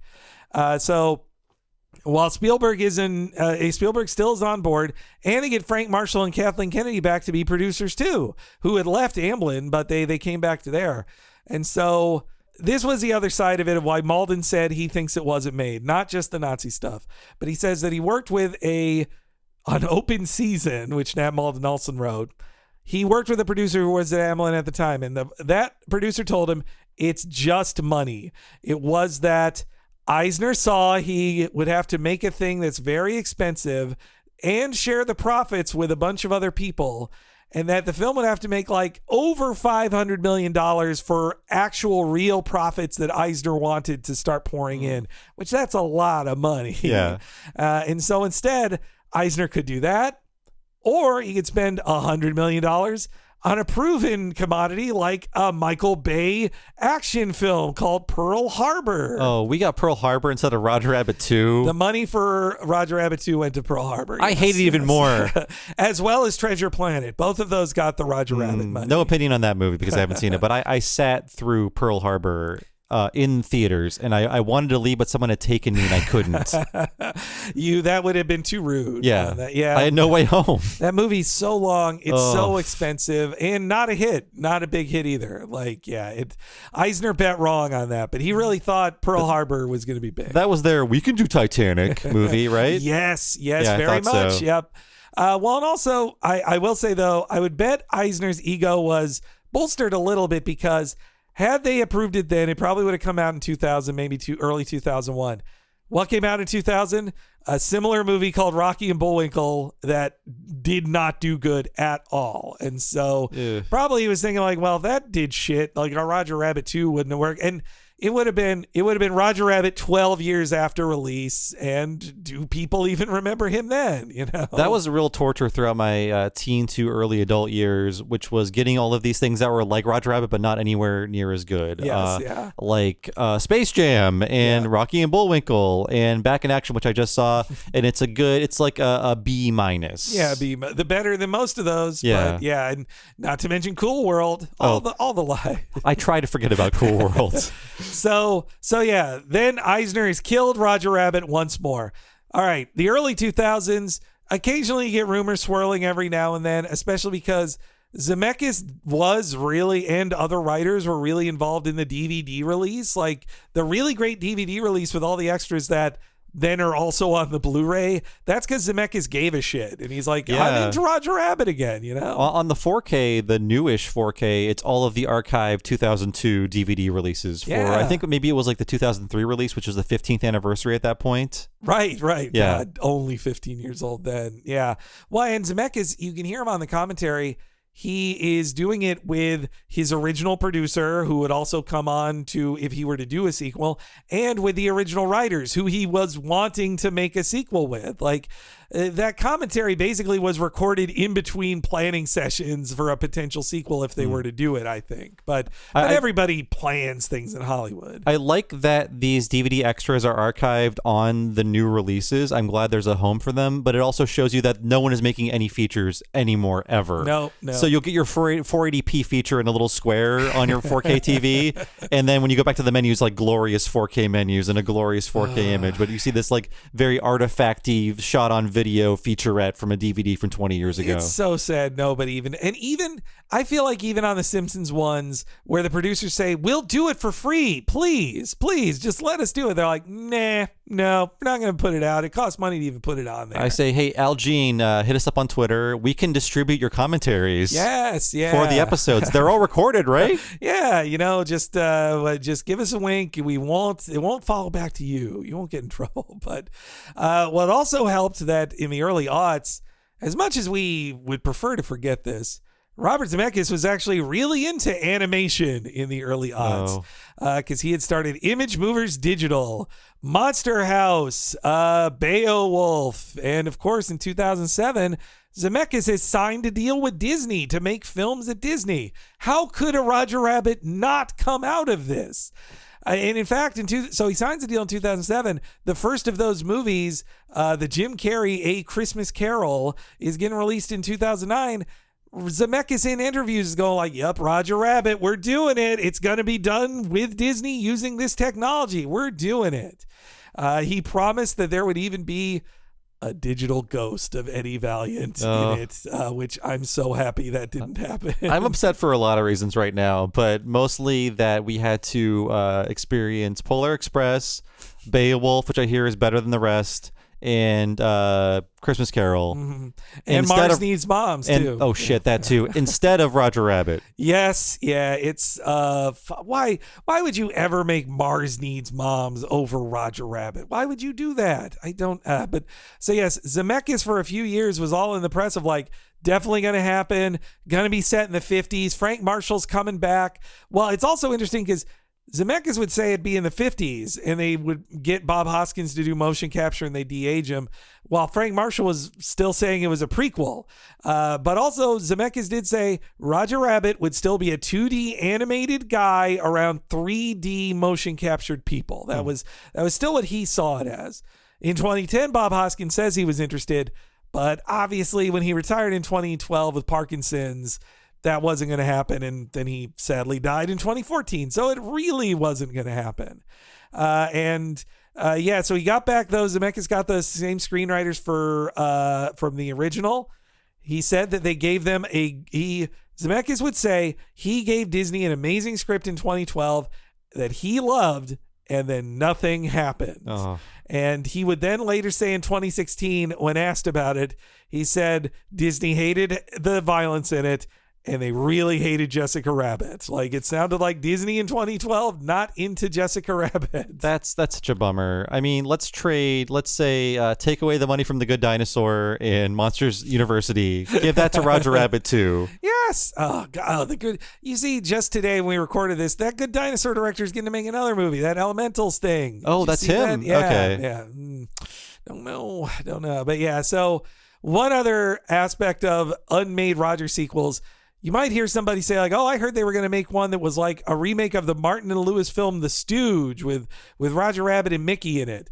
I mean, no, not really. Basically, in 2013, Gary K. Wolf did an interview saying, I pitched that to Disney as a short. They're totally going to do it. No fucking way. Was that ever going to get made? But technically, Gary K. Wolf did pitch that. And also, as we talked about last time, there are Roger Rabbit sequels written by him that you could read, but... I wouldn't. Yeah, Sorry, Gary. Yeah. And then in 2012, also maybe they didn't do that Roger Rabbit because they basically did another Roger Rabbit with Wreck-It Ralph. Right. Yeah, which is also like a Roger Rabbit too. In retrospect, meh. On Wreck-It Ralph. It's all right. I felt obligated to be more of a fan of it because I was a gamer American. As a gamer American, proud of my gamer rights, and also in the games press. Yes. But then when I saw it, I was like, this is also a very trite opinion, by the way, but it's like, well, this is a candy movie. Yes. This is a Subway movie. It's not a video game movie about video games. And the next movie is all about the fucking internet. If Roger Rabbit's first 10 minutes had the Mickey and Bugs appearances, and then you never saw them again, like that would be that's Wreck-It Ralph. And it's about Roger working at McDonald's or something for 2X. Yeah. That's what it felt like. Yes.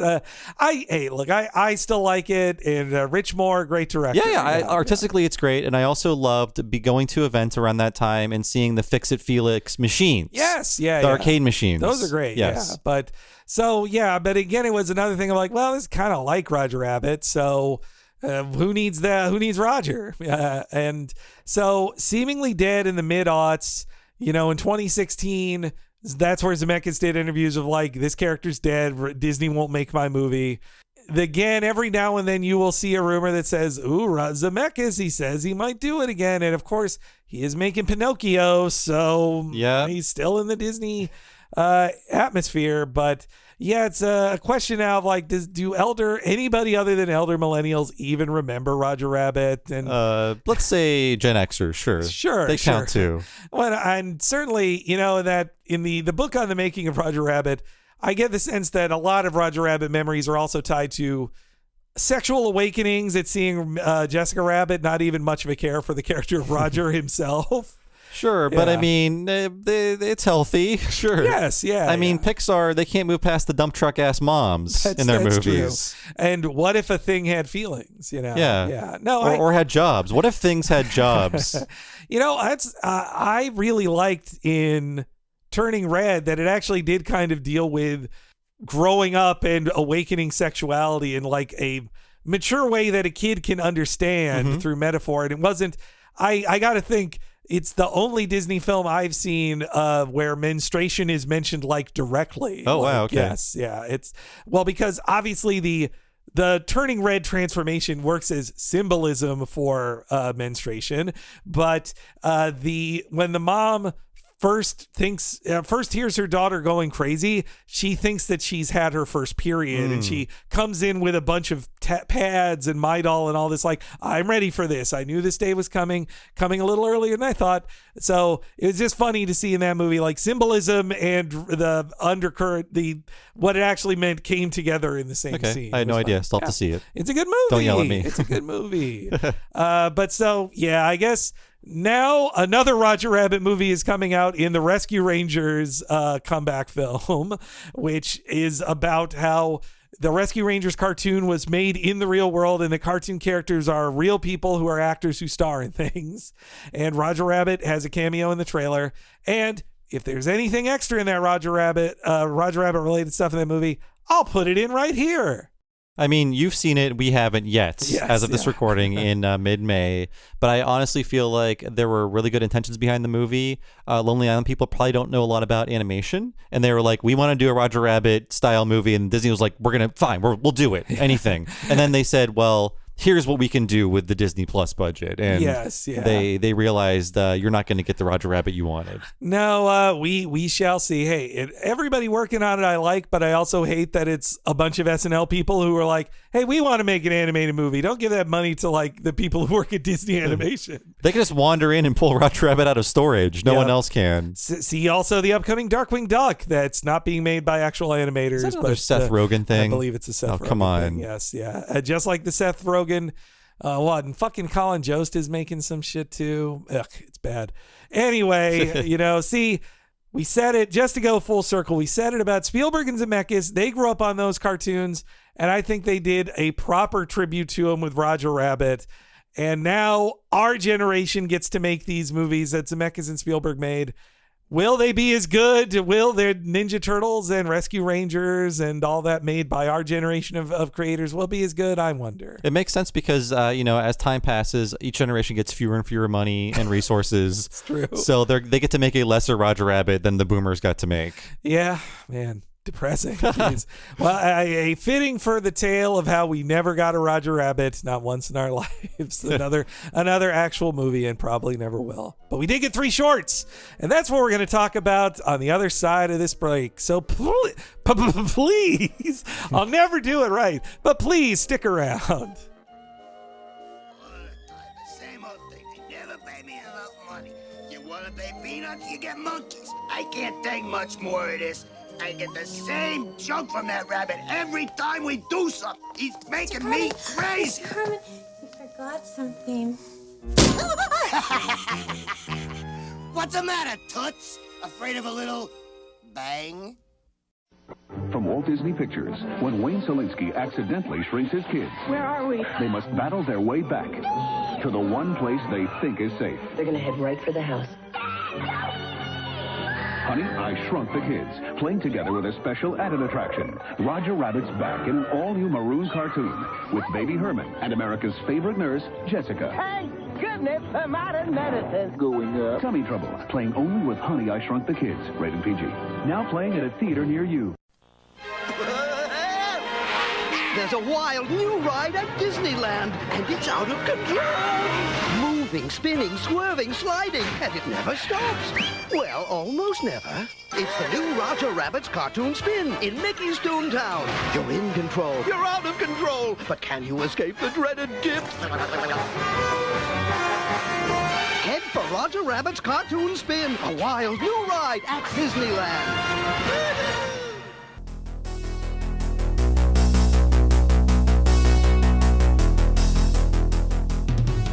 Welcome to the break, everybody. We hope you're not having any tummy trouble while listening to this one. I'm Henry Gilbert. Hey everybody, I'm Bob Mackey. I'm trying to escape assassination by Steven Spielberg like a certain rabbit.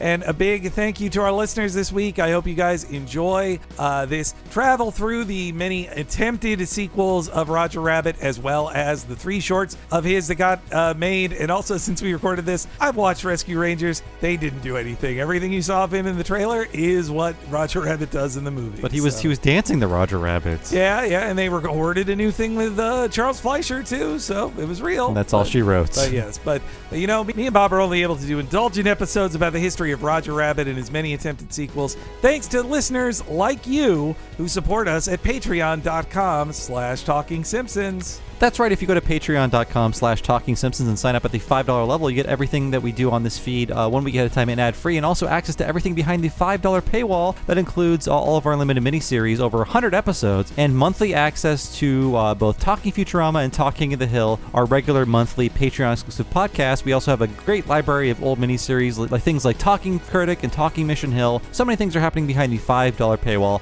at patreon.com/Talking Simpsons, and there is a $10 level as well. Sign up for that, you get all the $5 stuff, but also access to one extremely long podcast once a month, only for patrons of that level or higher. And what is that, Henry? Bob is talking about the What a Cartoon Movie podcast. If you're hearing this Roger Rabbit one, you know that we did a 6.5 hour long regular Roger Rabbit podcast on the film Who Framed Roger Rabbit. Last month we did Toy Story 3, also basically 6 hours long. The final edit's not back yet, but it was certainly a long, fun exploration of that film, all about childhood and growing up. And you can hear over 260 hours, 3 years worth of What a Cartoon movies if you sign up at the $10 premium level, and you get all the $5 things Bob just mentioned. And if you enjoy all of this talk about this era of Disney stuff, then I know you're going to love us talking about The Little Mermaid at the end of this month at that premium Patreon level. Please consider signing up at the $10 level at patreon.com/Talking Simpsons. And if you've never signed up for Patreon before, it's so easy to do. And once you sign up, you get a code. You can just drop that code into whatever you use to listen to podcasts. And that way you can download all of our bonus podcasts alongside your free podcasts as part of your podcasting lifestyle. And there is a Patreon app that's out there for any smart device you might have. You can listen to our bonus content there as well.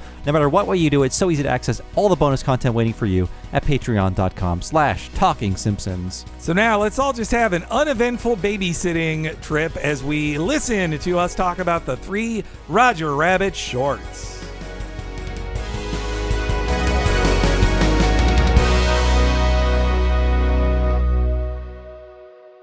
Walt Disney Pictures and Steven Spielberg present a brand new maroon cartoon. Roger Rabbit and Baby Herman are back, and this time they're going wild in the woods. Need any help, little camper? It's the funniest camping trip ever. And a monument to Toon Entertainment. Trail Mix-Up. Remember, only you can prevent forest fires. Rated G, and you can only see it with A Far Off Place, rated PG. Starts Friday, March 12th.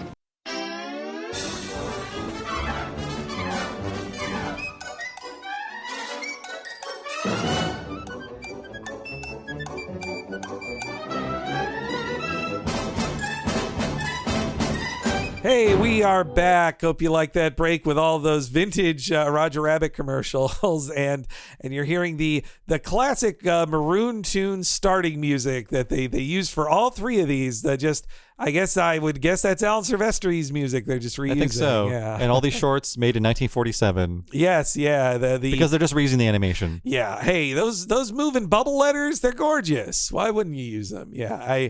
I think you said this to me, Bob, after off mic. These 3 in a row is a lot. Yeah. It's I took a break lot. after 2 because, I love loud screaming cartoons, but they all have the same beats to them. Yes. Yeah. They all end. I said this before. It's all build up to a giant set piece where Roger is strapped to something that can't stop moving until that thing breaks the 4th wall and the short ends. Yeah, and it's usually is a big showy offy piece of amazing animation that also doesn't lend itself well to clips. But yes, I still have some clips in here.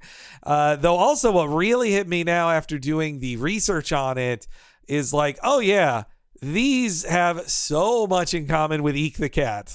Yes, because he is also a hapless screaming cute animal that is like pummeled and pulverized. Yeah, who just has to smile through it all and suffer. And yeah, Bill Kopp took a lot of this to Eek the cat for sure. Yeah. Roger is a little darker than Eek though, because Roger, we'll talk about the shorts beat by beat. In the beginning of this short, Roger's trying to steal from Mom's purse, and like there are times where he's like, I don't want to do this. he's kind of sick of being in these. Yeah, I do like that too. Yeah, there's a little more edge to Eek. Is the total innocent who will just he's why sure it never hurts to help. He also doesn't realize everybody's making fun of his girlfriend. He's just a nice, happy guy. Really? I mean, too, it's like Bill Kopp's voice is amazing. Yeah. As Eek, he's the greatest. Yeah. I listened to our Eek What a Cartoon. It was a lot of fun, but this gave me even more appreciation for it because Bill Kopp worked very hard on 1 and 2, did a little bit of work on 3, but that's really 3 is all Pat Ventura, I think, in the boarding or in general top that. But yeah, speaking of top creators, so on this first one, to get this out and put all the best on it, this had AAA talent on it. I'm not kidding. Like James Baxter, Dale Baer, Carlos Baeza, Bruce W. Timm, Rob Renzetti, all animated on this. Like guys who were either big names then or soon to be very big names in the 90s in animation, all animated on this. So top level folks were put on this Roger short, which also I would bet this short cost as much as 2 seasons of Eek the Cat. I would bet. Like, you're probably right. You're probably right. And yeah, we talked about how this was before Honey, I Shrunk the Kids. It's literally on the poster in the corner. Yeah. That did not happen with Dick Tracy. Maybe because the decision was made kind of late. Who knows? But I don't know if it happened with A Far Off Place either. But on this one, when you go into the movies in 1989, you would see Rick Moranis like with his mouth agape at the tiny children, and then in the corner, it's like now playing with Roger Rabbit in tummy trouble. Yeah, internationally these got more solo posters, and I learned that in some foreign markets these Roger shorts got reused a lot of times, like that they would play with other movies in other markets up into the late 90s. Like this wasn't just a one-off in for Touchstone Films in foreign markets, but in the US the Roger shorts only got partnered with these 3 films. And this may surprise you, but there is no Roger Rabbit presence on the A Far Off Place poster. Just a bunch of elephant silvettes. What a weird... that's so By the way, strange. Reese Witherspoon's in that movie. What? Wow, that's as a crazy. child. Man, that's nuts. And the composer on this, who only was a composer on this one, is the late superstar of film composition, James Horner, who would win an Oscar for Titanic years after this. He worked on Wrath of Khan, Braveheart, and also Honey, I Shrunk the Kids. So maybe it was like, oh, well, he's doing the movie this is partnered with. Let's have him orchestrate as well. And he worked on a ton of Amblin stuff too. So James Horner was in the Spielberg family when he got that. He's sadly no longer with us. But also... all 3 of these goddamn things, instead of having a Touchstone logo, have the shitty current Disney one on it. Even on the Blu-ray, it's not just on Disney Plus. I mean, it's so the tone is so off because it's like da, da, da, da, da, da, da. And then you smash into the Warner Brothers style cartoon. It does not deserve. I mean, it deserves, credit and applause and everything, but does not deserve that CGI Disney logo. Such a different production. And Roy E. Disney is spinning in his grave. This is the opposite of what he wanted. He wanted this Toy Story thing, he wanted Touchstone to be in front of this because this was far too dirty to have the Disney logo in front of it. But, it's also just, again, the opening for Maroon Tunes. I love the mix of it. You have their faces like it's a Disney short, and then you have, I guess you'd call it the Looney Tunes tunnel behind the maroon thing. So it's such a great, just mix of flavors there. The opening shot is where I feel like they're trying to bridge the gap with the Williams style. Like it feels kind of one-ish. Like it's very opulently animated, and there's even kind of a 3D feel of like the tracking shot of the playpen that Herman is in toward as the mom walks away. Yeah, I mean, animation quality remains very smooth throughout, but they are putting all of the frames up front to sort of like, bridge you into the slightly lower budget of the shorts world, which is still a very high budget. Yeah, and what also, like, they're spending their budget in different ways. Like Dick Williams and his team worked very hard on, like, no, this is 3-dimensionality to it. When you see this chili bottle bouncing around, we're going to animate this better than any goddamn chili bottle you ever seen. You see every 3-dimensional aspect to it here. In this movie, say when a baby bottle rolls off a thing, it looks good and stuff, but you're not looking at every curve of it looking like a 3-dimensional object, because you don't really need to for a joke to be funny, which I honestly, I prefer that. Look, the opulent animation of Dick Williams' team is incredible to look at. It's so good. But I'm kind of glad they chose, like, how about we just try to be funny? Let's just be funny. Not move the camera in animation as much. Yes, yeah. Outside of a few of those really cool first-person scenes in the next two cartoons. Yeah. When they do it great, but they're also focused more on being funny than just having, like Roger's ears don't do a ballet every scene he's in this year. But yes, like you said, Bob, this one starts with Roger being kind of a bad boy. Like, he is seemingly trying to go into her purse and steal things. But Roger is given a job. Snookums, don't cry. Mommy will only be gone for an hour. Uncle Roger will take care of you, and everything's going to be just fine. Not like last time! Don't worry about a thing. I've learned my lesson. I'm a reformed rabbit, a better bunny, a happy hare. You don't want to get your old pal Roger in trouble, do ya? I know! Ta-da! Look! It's a bright, shiny rattle.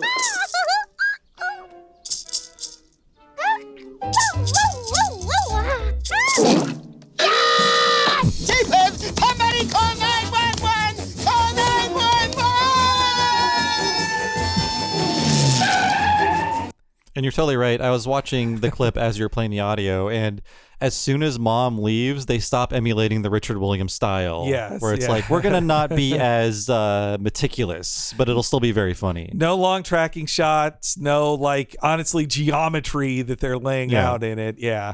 One, I mean, it helps them too that later in the shorts, they actually can have more computer assistance in laying out that geometry stuff instead of having to do it by hand. That's true, yeah. There was computer help in the 93 short. Which, boy, those computers, that also really fucked up Richard Williams. Like, his studio specialized in all that stuff that nobody else could draw like them by hand, and then computers show up to be like, well, we can just do, I'm a computer. I'm very good at doing geometry. Yeah. I can move the camera wherever you want, sir. But, yeah, I guess this definitely has some continuity to it, because they're saying like last time, meaning that this takes place after the previous cookie incidents. Something's cooking from the first movie. And unlike the other two shorts, this starts in the living room. Mm-hmm. It starts in the home that we know. I like also, I wish they did it in the third one. The first two have a nose poke joke, and I wish, why not just keep the it going in the third one, But his reformed rabbit, a better bunny, a happy hare. Yeah, Roger's got cute lines, at least in this. We mentioned this before the recording, but I think we only get one "pa-pa-pa please" throughout these shorts. I think his new catchphrase is "Jeepers." He says "Jeepers" so much. I can't believe how much he says "Jeepers." Could like Charles Fleischer not do the stutter anymore? Or are they like, oh, stuttering, that's not PC, we can't do that. Who knows? I wonder. And a non-PC thing I heard was Tom Cito, one of the animators on this, he animated a little Herman, and Herman smashing his head on the floor was, he said, like, yeah, my wife was babysitting, and she just left the baby alone for a second, and it starts hitting its head on the floor. He's like, no. Like, that's how he learned that some babies do that, and you got to make sure they don't. You have to calm their death drive. I also love the old-timey design on, like, the rattle, the hospital, like, everything looks like it would in 1947. Mm-hmm, that's true. Yeah, which is fun. And same with, like, all of the doctors with it also does have the feel of, like, that say the Ren and Stimpy things were going for, that it has the same old-timey feel of a Clampett cartoon. Yeah, and a lot of like the device we saw in the movie where it's like you never see the body of the mother. Yes, just the actually I don't like how we see full-bodied adults in this cartoon. I wish it was all just like Roger and Baby and other things. Yeah, they break it for jokes, but I mean, hey, I love seeing a lummox. Anytime I see a lummox is also they knew. It's funny that they would get in trouble for freeze frame gags for the Laserdisc era later, but and even previously with the upskirt on Jessica. But there's so many like pause and look for things. Like, for example, when Roger is doing the big I take scream after Herman swallows the rattle, for some reason there's a portrait of the three little wolves over Herman's bassinets from the 1936 Silly Symphony, The Three Little Wolves. Okay, yeah. I caught the more obvious one, which is the Mad Doctor. Yes, picture of the Mad Doctor and like the anatomical Mickey drawing. I never caught the Three Little Wolves until I was like, well, better double check this with any trivia notes on like the wiki page for this, and then it said the Three Little Wolves, and I thought, where the hell were they? And it's just a photograph over. They put all these things in the background because most people aren't looking at them because Roger's doing an insane wild take that draws your focus. Like, it's made to hit pause on, and even if you hit pause on a VHS, like, it'll be so muddy you can't even see. It really is made for Laserdisc at the time. And yeah, I also really like the gag of Roger's duodenum turning into the or I guess tongue really turning into the ambulance siren. That's a fun. It's a good transition. And they credit Saint Nowhere as the name of the place to Steven Spielberg. That was his joke. Saint Elsewhere, popular at the time. Yes, yeah. So here in the background, a lot of Mickey jokes they stuck in there. That you have an X-ray of Mickey's head, which shows that he has bones in his ears, like X-rayable bones. There's a big pile of money, which I guess is like Mickey is worth a lot of money, or maybe it's a budget joke. Hey, we're heading to the 90s. Mickey out, Roger in. Yeah, and then soon after that, Mickey back, Roger out. But you see Mickey's shorts and shoes on the changing screen, and you even see a portrait of the Mad Doctor from the 1933 short of the same name. And when Roger comes in the room, there's a picture of Baby Herman's mom, but it's just the legs. Oh, yes. That's what falls off the wall when he enters. That's fun. That's a good joke, too. There's so many little gags in there. And then later, the X-ray of Mickey will turn into a drawing of a peanut, which says rabbit brain, which that's good. But so yes, Roger, he's beside himself. He then feeds Herman. I love him saying like, why could it happen to me? Why? He then burps Baby Herman, where he spits up lots of stuff, including a box of cigars in the kitchen sink. I feel like Roger was trying to swallow that rattle. When he like looks up to the sky and goes like, yeah, hooray, like you were trying to swallow. That was no accident. Yeah. And so I also love, it's just fun. This is going to be just describing a lot of gags, but when he learns that he can make kind of a maraca shake with his butt, I love the shapely butt bouncing animation on Roger. It's and then just the butt shoved into the camera before he's grabbed by the tail. Yeah. It almost feels like they thought they were filming for 3D at the time. Yeah. There's so much shoved into the screen. And really good cotton animation on his little tail. I like that too. But that's when he's mistaken for the patient by the doctor.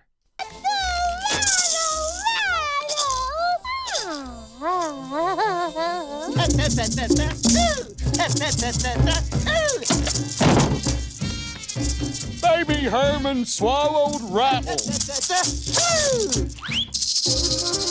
Yep, this is it. Hey, what's going on here? Listen, what are you doing? You guys are making a big mistake. You don't know who I am.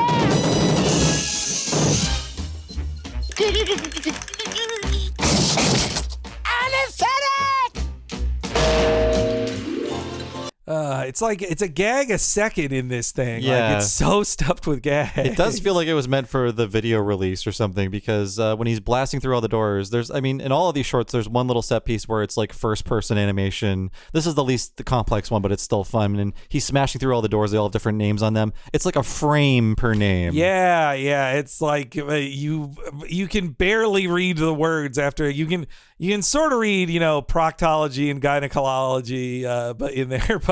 And then of course the last joke is Burbank, which is where this is being filmed or animated. And the chair that they're strapping him down into is both like a torture rack, but also it's got like stirrups for your legs, like he's about to give birth. Oh yeah. It's I love that it transforms into, in his imagination, a chomping mouth, and also him saying anesthetic and smashing his head. That really looks like Bill Kopp animation to me. And then as always, not unlike the Speedo Man in the Poochie episode, Jessica Rabbit just appears out of nowhere just to be like, hey, here's something for daddy. You know what I thought of? Speaking of Animaniacs, Hello Nurse. Yes. Yeah. Man, did they create Hello Nurse because of this joke here? I think just because it's like, well, we got the Animaniacs, let's get a Jessica Rabbit in the show as well. Yeah. But this is her as a nurse, pushing around a cart of baby bottles with wiggling rubber nipples on them. Yeah. It made me sad that only in Trail Mix-Up really do Jessica and Roger have interactions. Yeah. And in this one, she just walks by. I think this is why she talks over the credits, because they're like, wait, Kathleen Turner, we're paying her for this. We got to have her say something. But they wrote a silent gag for Jessica in this, so they had to give her a credits gag instead. I love the old timiness of them putting over the wolf whistle over her walking by, just to make it very clear. Well, then not only that, but then when she walks by too, Herman only has eyes for the bottles, but we already saw her sexily walking by, but now we need a following her butt shot as well. Of her swinging hips. Yes. We'll talk about Trail Mix-Up. That's a butt to watch. But all the doctors, they then cut back to the doctors as Herman is chasing after the bottle. And I love too that they're hunting after him. They've got their big rubber gloves on and everything. And the way it does seem out of character. So Roger in the shorts, he usually is just a victim of circumstance. But in this one little bit here, he's kind of more like Bugs Bunny, where he's like, let go of the cotton. Yes, swab. And he honks his nose. Yeah, that's a Bugs take. I guess he's been pushed around enough. He can at least be playful about it. This is the difference. This is them trying to put in some of the spirit of Roger into the shorts, because in the shorts, the character of Roger is he's the put upon loser who has horrible things happen to him while he is taking care of baby Herman. But with Eddie Valiant, he is the annoying idiot who makes Eddie the butt of the jokes. He's not the guy taking the hit. It's Eddie taking the hit. So when he says, let go of the cotton, you swab, that's more the energy he brings in the live action, right? Instead of kissing the doc, he honks his nose. Yeah, but then when you do that, it's like, well, you're just Bugs Bunny now. Find your own thing, guy. I guess, though, then again, they were already writing scripts where the idea was Bugs Bunny is his dad. So I suppose they're already thinking of that. But yeah, I also, a great gag of him being held down in place with the tongue depressor and him running away, but his tongue stretching behind him. That's a funny thing. And then in a very old timey way, he says, just give me a bicarb. I'll be fine. Yes. Jokes about bicarbonates, which is basically like Alka-Seltzer. Yes. Yeah. But the docs have to take a break. Hey, let go of the cotton, you swab!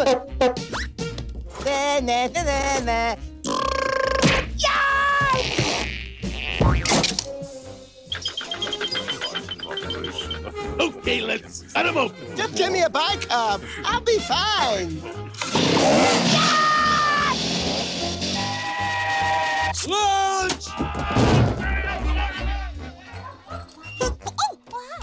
Hey, it's Baby Herman. Tippers are my glasses. Hey, where you going?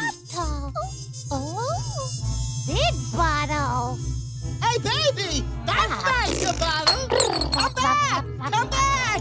That's not your bottle. Don't worry, baby. I'll get you. So So they're having a lot of fun with the atomic hair splitter. Yeah. And I feel bad for poor Lou Hirsch, voice actor, because April Winchell is doing the actual baby voice, Baby Right. Herman, but then you hear Lou Hirsch for about 15 seconds at the end of all of these shorts. That's why they have to do the live action thing at the end, just to get Lou Hirsch to be able to say anything like, Roger, yeah.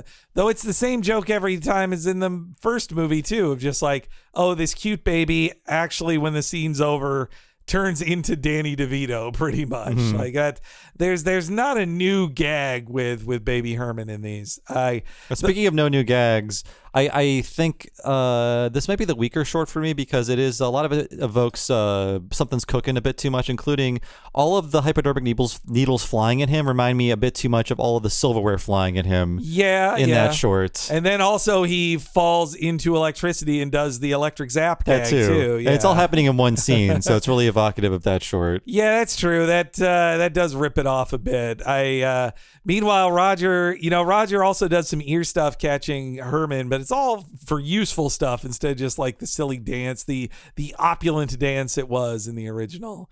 I also, I do think as a kid seeing this, I was really scared of getting my tonsils taken out, and I think I wonder if this Roger short added my fears to it. Do you still have them? No, I did get them taken out. The funny story was, so I kept getting infections, and the doctor, I wasn't like super sick, but it was just like, oh, he's got strep throat again. You really should get his tonsils taken out.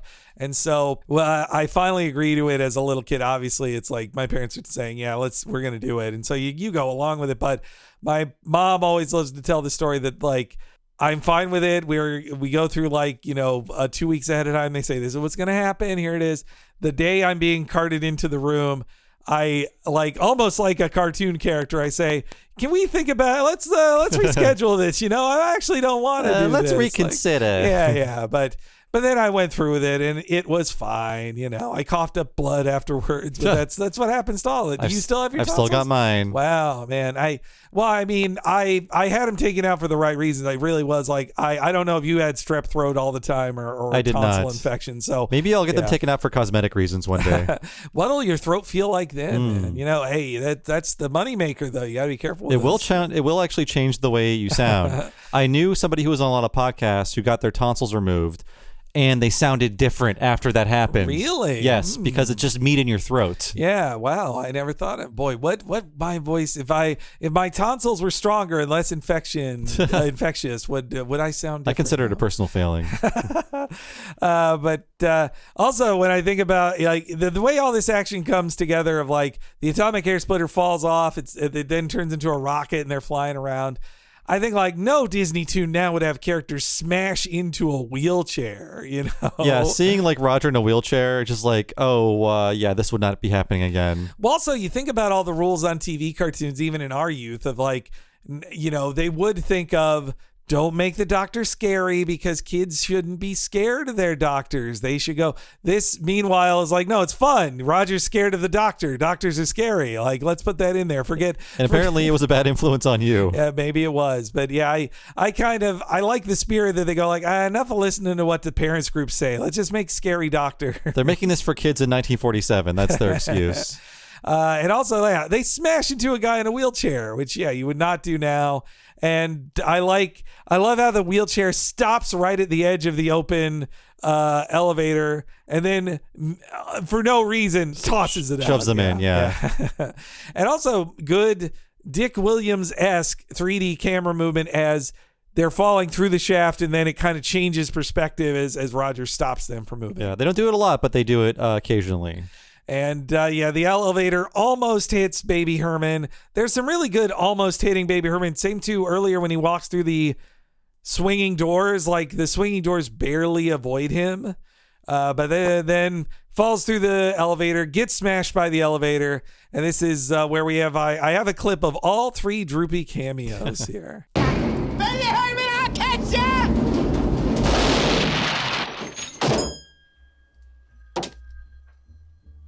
Gruesome, isn't it, folks? That's not Richard Williams, right? That is Richard Williams. Williams. I guess he doesn't do it later.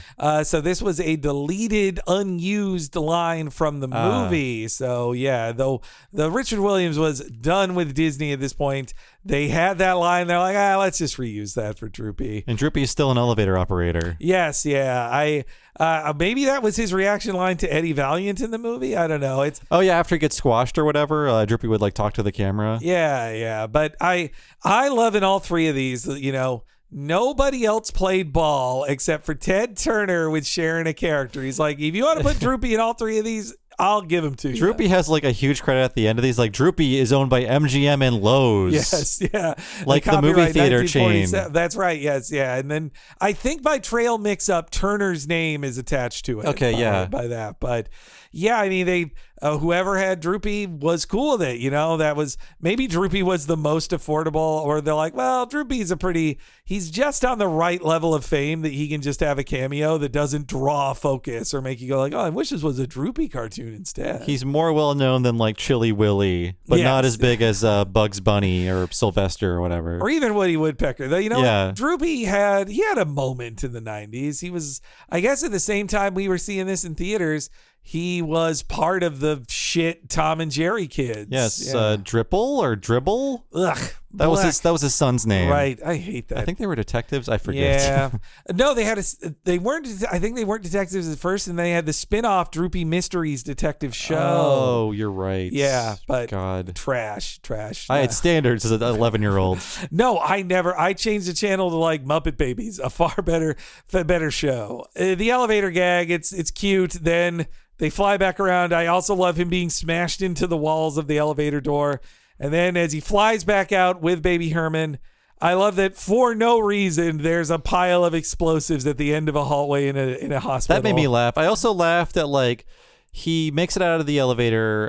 The thing is coming back towards him. He's trying to pull the elevator door shut, but he can't because they don't work that way. But once he does, he traps the missile inside with him. Yes, yeah, that's so great. And then it's being smashed around in it. But yeah, the hallway with just a dead end full of explosives. And they fly up, and then we see live action Burbank below them as they fly into the air. And yeah, again, him crashing through all the walls, again, full animation on every frame. It's fully animated backgrounds.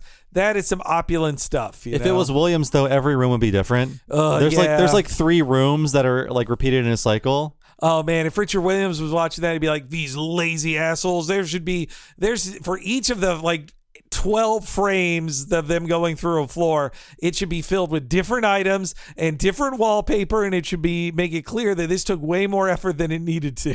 Let's put people in those rooms. Oh God, right? Yeah, people animated on the ones who were like doing backflips or whatever, or he fell through a ballerina studio, so it's 12 dancers dancing as he does it, like.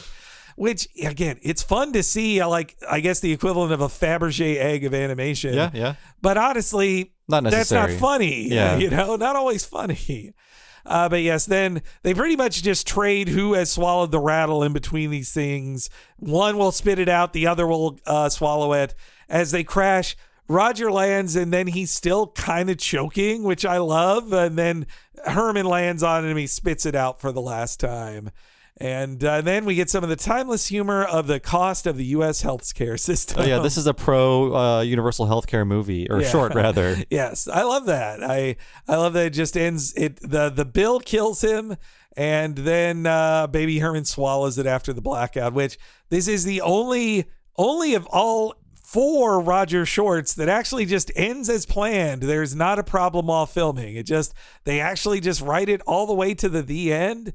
And then they cut to the real world. And I guess the one thing that happens is Herman's head gets stuck in the end, like poster board or whatever. Okay, so you're right. There is a snafu during it anyway. The live action bit happens here in the happy ending. Baby Herman, the rattle! We're cured! Thank goodness for modern medicine. Huh?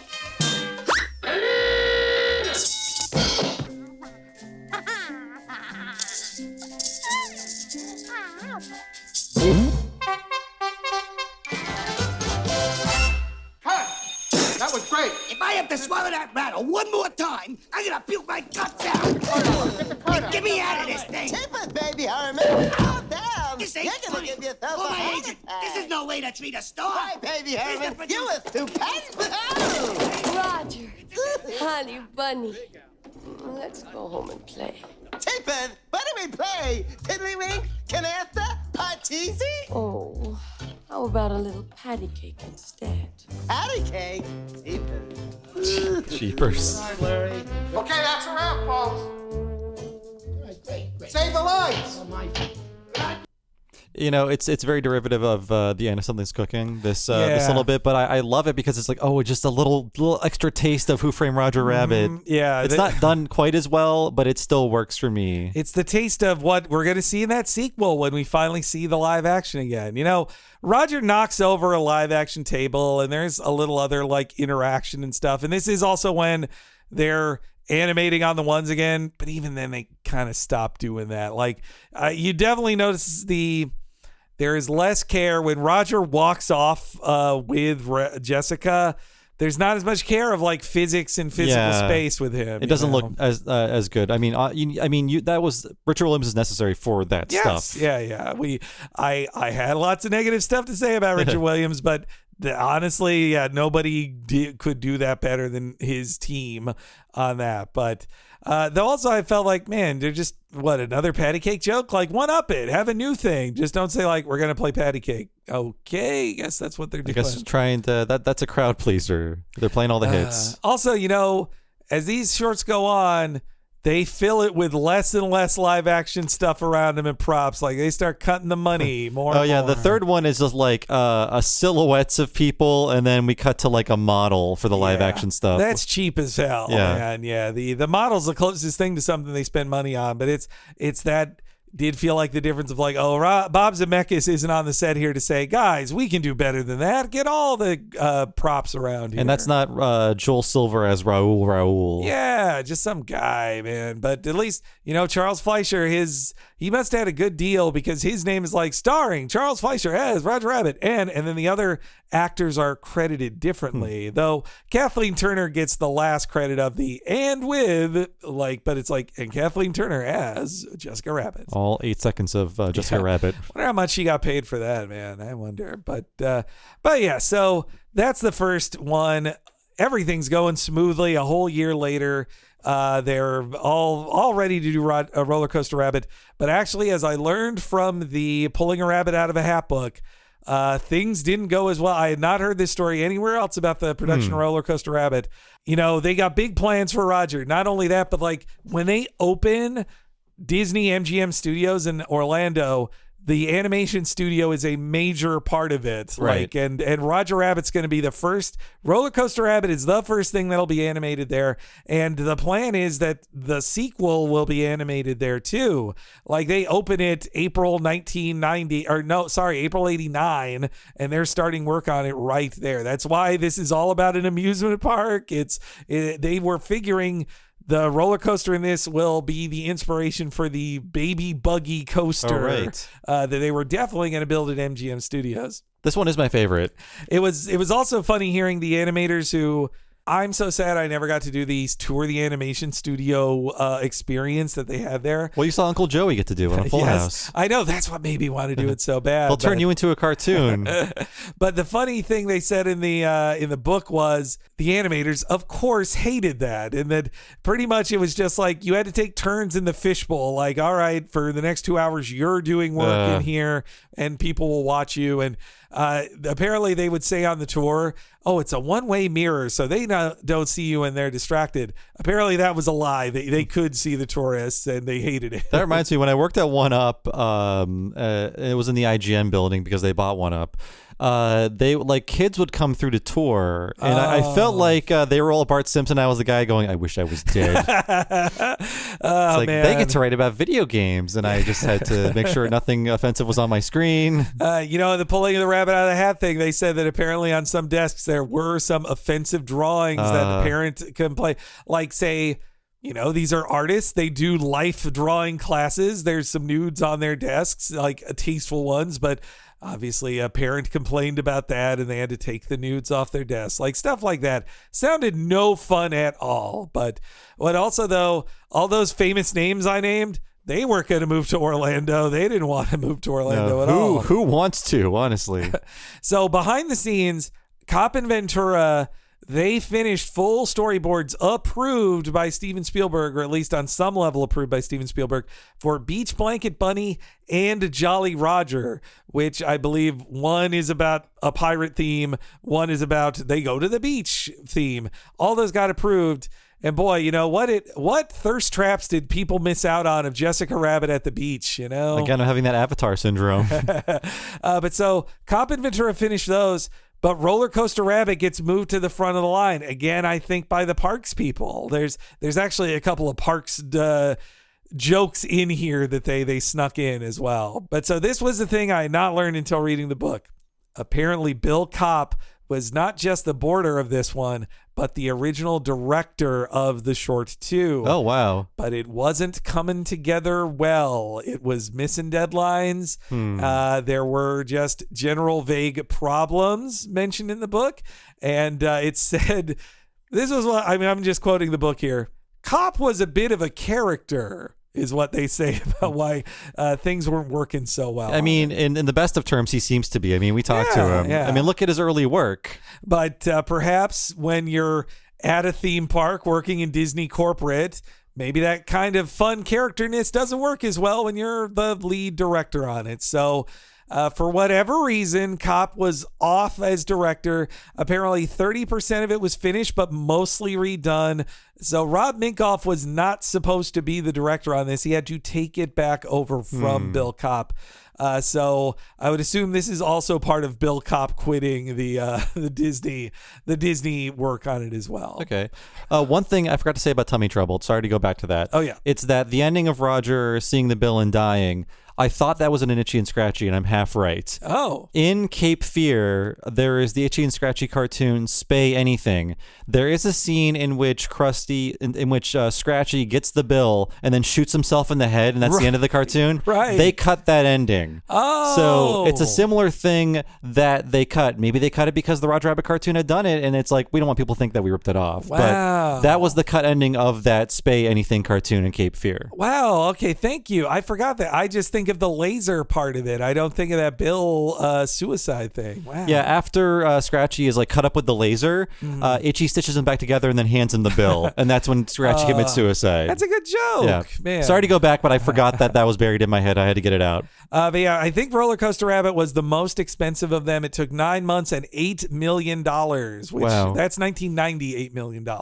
This is my favorite one, and it's the raciest one. Yes. The next one is the grossest one. This is the raciest one, and I think because of that, it's not searchable on Disney Plus. You told me, Henry, yeah. you have to go to Roger Rabbit and then click on extras because there is a Playboy gag, a centerfold gag. There is Roger getting his face covered in shit. Yeah. Actual shit. Yes. There's a gag where Baby Herman grabs a bull by its testicles. Yeah. There's all of this risque stuff. I think because they knew it was going behind a risque movie like Arachnophobia. Yeah. I think you're right. I think that answers the confusing thing of why it's listed as extras in Who Framed Roger Rabbit. Maybe that's their trick with the censorious folks at Disney Plus that are like, well, look, we have Roger Rabbit on here. That's a PG film. So can we just make it a non-searchable extra with a PG film?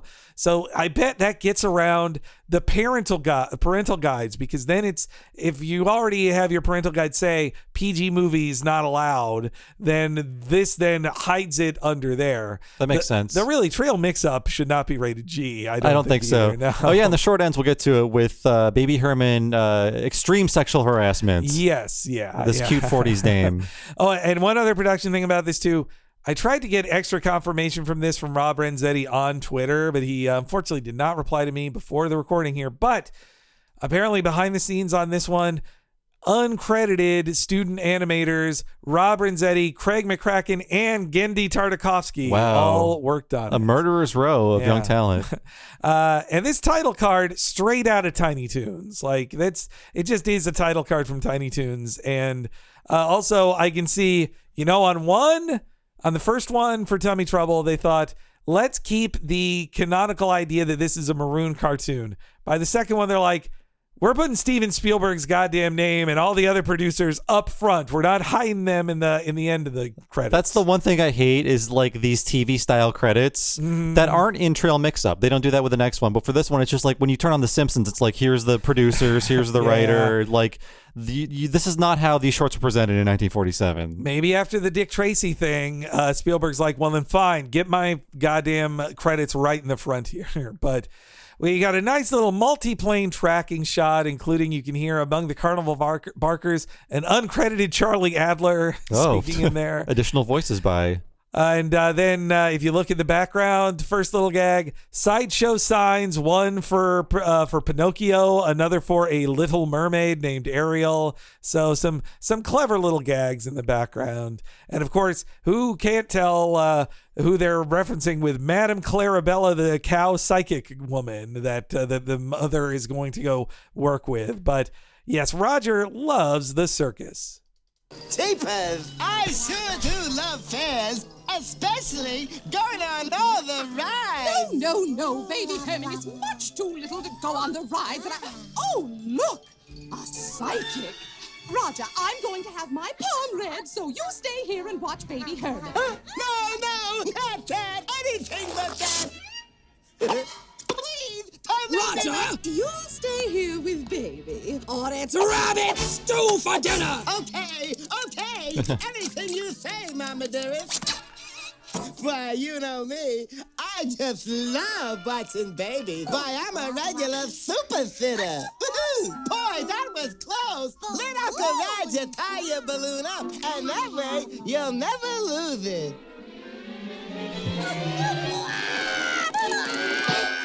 Don't cry, baby Herman. Uncle Roger will get you a new balloon. Now you stay here and be a good boy and don't get into any trouble. Promise? Roger knows what the deal is. Like, he knows, like, this is going to happen again, isn't it? It's more trouble for me. And obviously, a classic reference to the red balloon. Oh, yes, right. Yeah. You've got to follow your balloon. I also like the bit of him accidentally tearing off her giant bloomers. That's another funny gag, too. You know, it is another red balloon reference, but there's a Mindy and Buttons cartoon where it's the same goddamn thing. Mindy's following a balloon. Man, yeah, they repurposed so many ideas. I did not find any proof that, like, oh yeah, Jolly Roger or the other unused ones, they just remade it as something else in the Animaniacs world. But you got to think at least some gags got repurposed there, if at the very least. But yeah, I did like the callback of she's trying to poke his nose again, but this time he's like, no, you're not hitting me in the face again with your big nails. I'm dodging. It's like a Three Stooges maneuver. Yeah, that's fun. And then instead of getting poked by her big pointy nails, he then buffs them and paints them as he's complimenting her. But yeah, so Herman, of course, wanders away the second Roger's gone, walks over towards the darts. When Roger comes back, he's pulling stuff out of the baby carriage trying to find him. There's the rattle from the previous short. There's the Mickey Mouse Club hat. And there was a great joke. A book called The Disney Look, which is the internal guidelines for employee dress at the theme parks, which includes no visible tattoos, no facial hair, and the many other so here these guys, I think that is a really good joke because the animators are literally living in a Disney park. They're with all these park employees. And so here they have a joke about the very stringent rules these Disney employees have to live with. They're covered in tattoos and facial hair, these guys. You know, the cast members now, I think they're a little freer. I don't know if the tattoo rule has been relaxed, but I do know the facial hair one has. But all those poor cast members, they have to work so hard. I feel so bad for them, and you can't break ever. You always have to be smiling. But yeah, so then he also pulls out a play tune, which wow, woo woo, that's wooga. You know, there was this shorthand for porn in so many kids' cartoons. How many centerfold gags were there in like every cartoon for kids? A centerfold dropping out of a magazine someone opens. You'll actually see what they're looking at. In this case, we do. Or the joke is, actually, I'm used to, if you'd ever see it, the joke is, it's a picture that's not sexy, But in this case, it is Jessica in basically like a Betty Grable style outfit, kind of thing. And she even winks at him. But that shorthand of the centerfold gag, you can't do that anymore, I would think. Kids wouldn't know what the fuck it means. Yeah, they wouldn't know what it is. They don't even know what a fold in is anymore. But so yes, Herman is crawling away. If you see in the background at the dart in the gun games, you can win a Roger Rabbit or a stuffed Mickey or a stuffed Herman. So a lot of good and great animation on the darts narrowly missing him. These psychos, they're trying to kill a baby who's playing this dart game. Everybody hated that baby.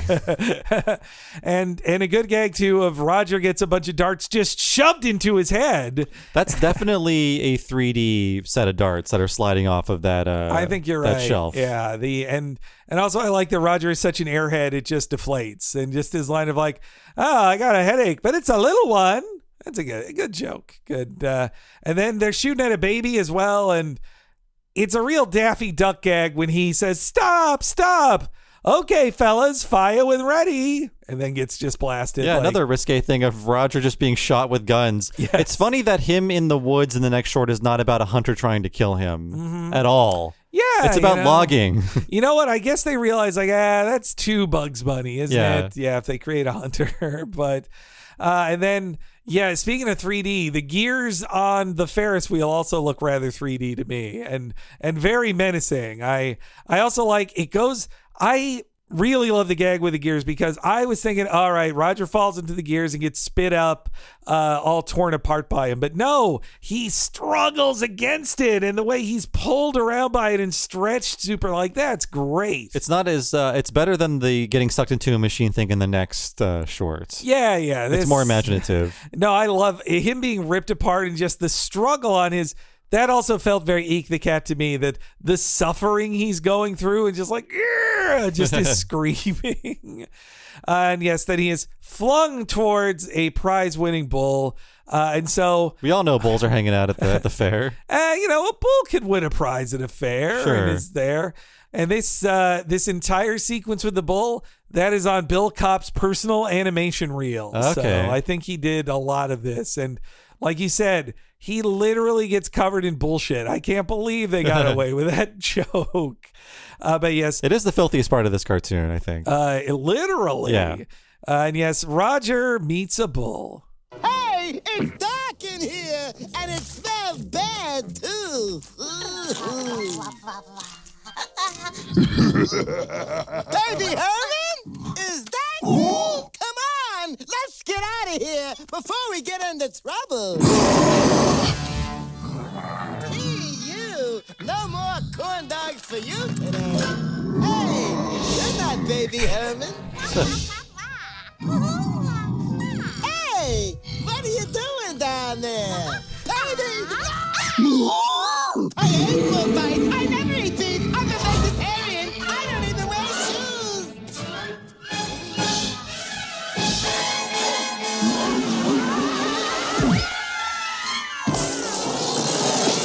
That was bracing. What a painful gag. Yes. Yeah, Roger Rabbit his head is covered in shits, and he thinks that Baby Herman has filled his diaper with corn dog based shits. Oof. Yeah, that is the joke, isn't it? I thought it was no more corn dogs for you. I thought it was his breath smells like corn dogs, but it's you're right. Man, I also, the way the caked on crap pops off of his eyes after it's dried by the hot breath of the bull is also very well done and disgusting. And also, let's say I'll credit Kopp for this, but your first thought of like, okay, Roger Rabbit plus bull, he's got big red overalls. The bull wants to fight him because of that. But no, the bull gets his balls yanked on him. That's why he wants to beat the shit out of him. Surprising gag. I'm sure I laughed a lot at that as a 8-year-old watching Dick Tracy, about to watch Dick Tracy. And I also love just all this like, I hate bullfights. I never eat beef. I'm a vegetarian. I don't even wear shoes. He's a barefoot man, that Roger. He believes in the barefoot lifestyle. And I also love his big smile to camera covered in barbed wire braces. Yeah, getting his teeth caught on barbed wire as he's pulled away. Oh, the way it's painful. The way his top teeth are pulled on above his bottom teeth, like, ooh, yeah. Also, I noticed that like pretty much every short is Roger is flung from one set of gags to another. Like basically, okay, we did all the Ferris wheel gags. He's flung off the Ferris wheel to the bullfight. Okay, did all the bullfight stuff. The bull throws him over to the roller coaster. Roger rarely moves of his own free will. He's either strapped to something or kicked into something or get flung onto something. When I was a little kid, roller coasters really, really scared me. They still kind of do. On my most recent trip to Disney, my husband was like, why don't we ride the Incredicoaster again? I was like, I'm not feeling brave enough for the Incredicoaster today. I'm sorry. I did it once. And yes, when I was almost in the front of the line, I was like, can I get out of the line? Yes. But I did it. I'm a big boy. Yeah, but I don't know if I had the big boy ability to do it a second time. At least I didn't the last time I went. Maybe next time. But once you go on the loop-de-loop once, you got to do it again. Were my eyes closed the entire time? Most of it. For me, they were closed half the time, but also I took my glasses off because I was really scared of losing them. So it was all fuzzy anyway, But when you're in one of those lines and you're afraid, then you see like a 7-year-old boys and girls like, we can't wait. You're like, I'm a coward. That is how it feels. Yes, the older you get. But yeah, I think cartoons like this, especially when they click clack over the top and you see from the top. Like I rode an old wooden roller coaster last year at Great Adventure in San Jose, and when we got to the top, it was so scary. Those just beat the hell out of you, those wooden coasters. Yes, yeah. Even the one at Disney California Adventure, the Goofy's I never Sky ride School. that. It beats the shit out of you. It pounds your spine. It's rough. Even actually that's the bobsleds too. The Matterhorn bobsleds. They are also a spine herder, which. That's when you're complaining about how much your back hurts on a ride. That is proof you're old now. Space Mountain I can do over and over and over, though. So apparently a lot of this geometry on the roller coaster was computer assisted. Yeah. That's why I assume happened with the darts as well. I think so. Because this is around the time of Little Mermaid. There's a computer assisted things in Little Mermaid, like some ships are computer assisted in that movie. You can definitely tell. Which, you lose the human touch, but also it speeds up a bunch of geometrical shapes that are all going to be uniform anyway. So just trace over the computer drawing. Apparently one person accidentally left on the computer all night and it drew a hole into the paper because it drew to infinity of a swirl in it. Somebody forgot to turn it off. The first person animation, though, I remember seeing it in the theater, it blowing my mind. Like, I didn't know you could do this. I'm afraid of rides, but it's like I get to ride one now. Honestly, it even makes me a little motion sick. It moves so fast. Like it's all amazing. Like, it's moving so fast. How can you not just get a little dizzy? Seeing him also when they're at the top, you can see that they are in Orlando. Like this is made for Orlando, made in Orlando. And Atlanta is burning. Boy, that's a funny joke. That's yes, they fly down. There's a bunch of crazy bits. I also wonder, like, this should come with one of those new strobe warnings because that strobe joke it's a shocker now, man. Yeah, definitely. Now that you rarely see that anymore, it is like, I think I might be dying whenever an effect like that happens. But then we get our second Droopy cameo, which is also an incredibly horny drawing. Yeah.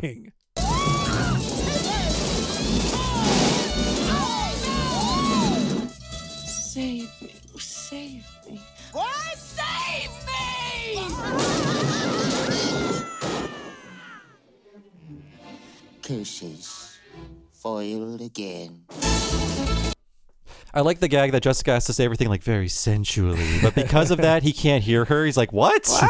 Like, say, it's kind of a callback to the "It's dip" scream she did, but where you can actually see her nose. She's so horrified. I like how pissed she gets. It almost it feels like she knows. She's like, I didn't want to do this scene in the movie, and Roger's messing up his line by not hearing me, so she's having to scream, "Save me!" But like you said too, the joke is she's tied up with her breasts bouncing up and down in her very tied up state. It's a lot. It's a lot for a 10-year-old to see. But hey, it didn't warp me in any way. But that Droopy is not Richard Williams. It's Corey Burton, who did a lot of Droopy. So they're getting official Droopy there. That one catches me every time. It's like, oh, right, Droopy. He plays Snidely Whiplash for one scene of this. After that, There's a cute joke, too, of a dip coming, and there's a dip sign where the 2 arrows are pointing at Roger. That's a good joke. And when they go in the terror tunnel, you think like, oh, they're going to cheap out, right? Yeah. I feel like technically, yes, there is less animation on the screen, but they're figuring out new tricks to do with 2 sets of eyes and a pair of flames, and it's really, really interesting. The flame effects really are great, too. Like, they're really well done. And same with, like, when the eyes run off screen, I swear they did that joke on an Animaniacs. Or Tiny Toons, or Tiny Toons, yeah. But, yeah, you're right. That was probably the most opulently animated blackout eyes in the dark gag they ever done in a cartoon, I bet. That's where the filming goes wrong. Roger smashes out of the scene and his feet are on fire. He hits into the camera, so that's him. The interaction with live action stuff is he smashes into the camera that makes all the film unspool, and then Herman flies onto the boom mic and spins around. So they actually were pushing it a little farther, at least with the live action movement. Maybe they weren't happy with the way the last live action segment turned out. This one is much better. It's more complicated. It looks better. The extras are like more convincing. There's like a lot happening. But then it's like, I realize why they didn't do this again. It's like, we have to build an entire set. Yes. We have to build props. We have to hire people and then like train them to act around an invisible thing. Like it's a lot of extra work just to make it part of the Roger Rabbit universe. And they're not caring about supporting Steven Spielberg anymore. And on top of that, They seems like they're not going to actually make a new live action one, so why even practice with the live action stuff? Forget it. But I love the little autograph hounds behind him too. Oh yeah, they're kind of like swooning over him. Like, whoo, wow, yeah. And also it's a new director. It's not Raul J. Raul, but this new director. I do like also you get a little of the Eddie Valiant kind of feel of him being pissed off at Roger in this last clip from the short. Fire on the set! Somebody get the fireman! Anyway, get the fireman over here! Yay!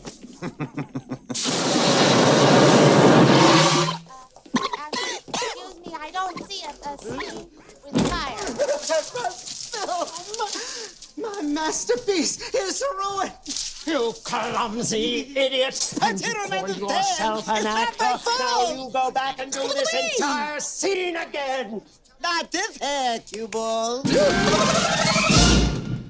But almost a Daffy Duck maneuver. Yeah. Which again, that fits more in the real world. That he's like, yeah, he's pissing off a bald guy, making fun of him. Not this hair, cue ball. And of course, then after the credits, Herman sexually harasses a woman. Afraid of a little bang. I do love his line. You want to pay peanuts, you get monkeys. That's a good line. But yeah, they also though cheap out. It's not a real balloon that pops. It's a cartoon balloon. Robert Zemeckis would have used a real balloon. He would have given Herman a real cigar too. Yeah, he would have. See, you're seeing the cost cutting here over and over again, and which. Who really cares? But it's when you see them actually try and you notice it, you can appreciate it more. But yes, that dirty, filthy cartoon.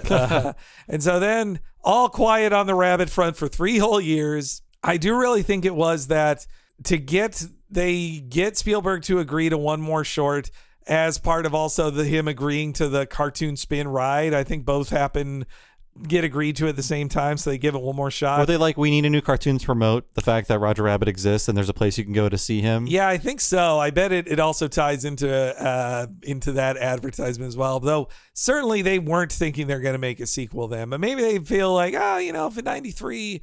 But man, those 5 years, those were a long 5 years in between the first movie and this. Yeah. I guess, I suppose it feels like a long 5 years when you age from 6 to 11. When that's like half your life. Yeah. Yes, when this short came out, I was not going to see A Far Off Place, but I was like, wow, Roger Rabbit. That was a lifetime ago for me. I'm watching Animaniacs today, man. They're the Hey, wait, thing. not on yet. You got to wait till the fall, buddy. You're right. Okay. Well, I'm watching some new Tiny Toons, I guess. Batman the Animated Series. Okay, there you watching go. that. Yeah. But so yes, Trail Mix-Up was approved, but Minkoff is busy on Lion King. Bill Kopp has quit the company. Who's going to be the director? Well, that is, for the second time directing, Barry Cook is the animator on this one. Quick rundown on Cook's career was he got his start in effects animation. Not many guys. Usually it's like, story to character layout, and that becomes director. Usually if you're in effects, you don't really transition over into regular directing, but he got to start as an effects animator. He worked on Tron. He did a lot of early CGI stuff with Disney. He worked on Captain EO. He did effects stuff on Little Mermaid, Oliver and Company, The Black Cauldron, Beauty and the Beast. And he also worked on early CGI at Disney with this short I had not ever watched before called Oil Spot and Lipstick. Okay. Which is a CGI 2D combo from the 80s. That explains why there's so much CGI in this, and it works pretty well. Oh, even more so because what did Cook direct right before this? Off His Rockers. Another lost short, like not on Disney Plus as far as I can see. I had to watch it on Vimeo. Oh, wait. Is this the one where the little kid abandons his rocking horse That because is he the likes one. video games now? An Okay. anti-gamer cartoon, Bob. I'm sick of this propaganda. But yes, an adorable little Moppet is dead-eyed playing a basically a Duck Hunt style game with a zapper, and his old rocking horse is trying to get his attention, and the kid doesn't care. But then finally the rocking horse gets his attention again, and the kid decides he's going to have old style, Old West fun, and they ride off into the sunset together. And so, it's like a 4-minute short, not even a real length short. But Cook and his team, they honestly, in Orlando, they had a little free time because the Roger shorts they were supposed to be working on weren't being made. So he pitches this Off His Rocker thing, and it's also a way to practice CGI meets 2D, because the kid is 2D, but the rocking horse is CGI. Right. And so they like it so much that actually the director of Honey, I Blew Up the Kid saw it and thought, I want this to play before my movie. So if you saw Honey, I Blew Up the Kid in the US anyway, you saw Off His Rockers. Oh, really? In Okay. theaters. Yeah. Damn, yeah. Not seen that sequel in the theater. Sorry, folks. And so right after that was over and completed, Barry Cook is then assigned to the new Roger shorts with pretty much a lot of the same team. And the boards were primarily done by Pat Ventura. Bill Kopp, of course, was pretty busy with Eek at the time, but he, I think, contributed a couple of gags in here. He's got uncredited gag work on it. And then we mentioned it before in the history section. This is also the first one done by Caps, so no more ink and paint on this one. And I think they reanimated the maroon cartoon bubbles with the Caps because it looks very vibrant to me. It does not. Interesting. Okay. Doesn't look the same. Maybe they just like color corrected it, perhaps, and it's not redone in Caps. But as a way to show off how good Caps can look, the long background pan looks really good of the forest and all the old-timey 1947 cars waiting to get into Yellowstone National Park. Oh my God. Yes, okay, so yeah. P-Joke. So up front, we're in the 90s now, and this is such a 90s short. And more importantly, we're post Ren and Stimpy. This short is it's fun, but it's also like the meanest and nastiest and most cynical Roger Rabbit short, and the most violent. It never hit me that this is done in the shadow of Ren and Stimpy until you pointed out, Bob. You are so right that Ren and Stimpy has changed the game. Like every cartoon is chasing after Ren and Stimpy. They're like, no, we can be gross now. We can have, say, intestines flop out or crazy reaction shots of hideous faces. And honestly, it's what kids expect in cartoons now. Oh, you got to keep up with them. Yeah. So this one is also full to the brim with trivia bits in here. Like in the previous ones, I mentioned a couple of like freeze frame gags. This has so goddamn many in it. There's almost too many Easter eggs in this in this short. Starting with Yellowstone National Park. Like I never noticed that until the freeze frame. I didn't notice until you said it out loud. I was like, oh, it's a piss joke. And also among all the detritus in front of the cars, they stuck in Aladdin's lamp as well. You can spot that there. And yeah, I love the mom's little hop through the forest while Roger's carrying all the heavy stuff, like transporting the entirety of their house into the woods. If you, again, for literally 2 frames of animation, when Roger tumbles off screen and flies and his pants stay behind, you can see that he is wearing little Speedo blue briefs on himself. So... but yes, when he crash lands, a bunch of stuff from the first short flies out from Something's Cooking. You get the Suckalux vacuum, you get the fridge, you get the cookie jar. But you know what other difference they have in there on that Suckalux? No Acme. Yeah, that's right. They don't have the rights to Acme anymore because that's Warner. It says sue me. I like that. Yes. That's really good. Yeah, actually, when you watch the credits for Roger Rabbit, it's like Acme is a registered trademark of Warner Brothers, or like used with permission or something like that. Yeah. Just to have the word Acme, which is the name of like a goddess or a god or something like that. Acme. I guess in the context of a cartoon, Warner owns the rights to the Acme name, I suppose. Which it sucks to lose Acme since it's an incredibly important plot point of the entire film and universe. But this time, Roger avoids the nose poke, but as he gets his assignment, he is threatened to be gutted live on screen. Yeah, her pulling out that knife is like shocking. Oh my God. And the way she tucks it back in so daintily is also She got like funny. a little knife like holster on her thigh, on her giant thigh. Also, the way her fingers are animated when she's loading up her shotgun is also very well done and like scary and dainty at the same time. It's great how like it's from her perspective, so the gun is like right in the audience's face as she's putting the shells in. Yeah. Oh man. But yes, Roger is getting pretty sick of this. Yeah. Pick up the pace, Roger. You've got work to do. Have no fear, mother dear. I'm right behind you. Cookie.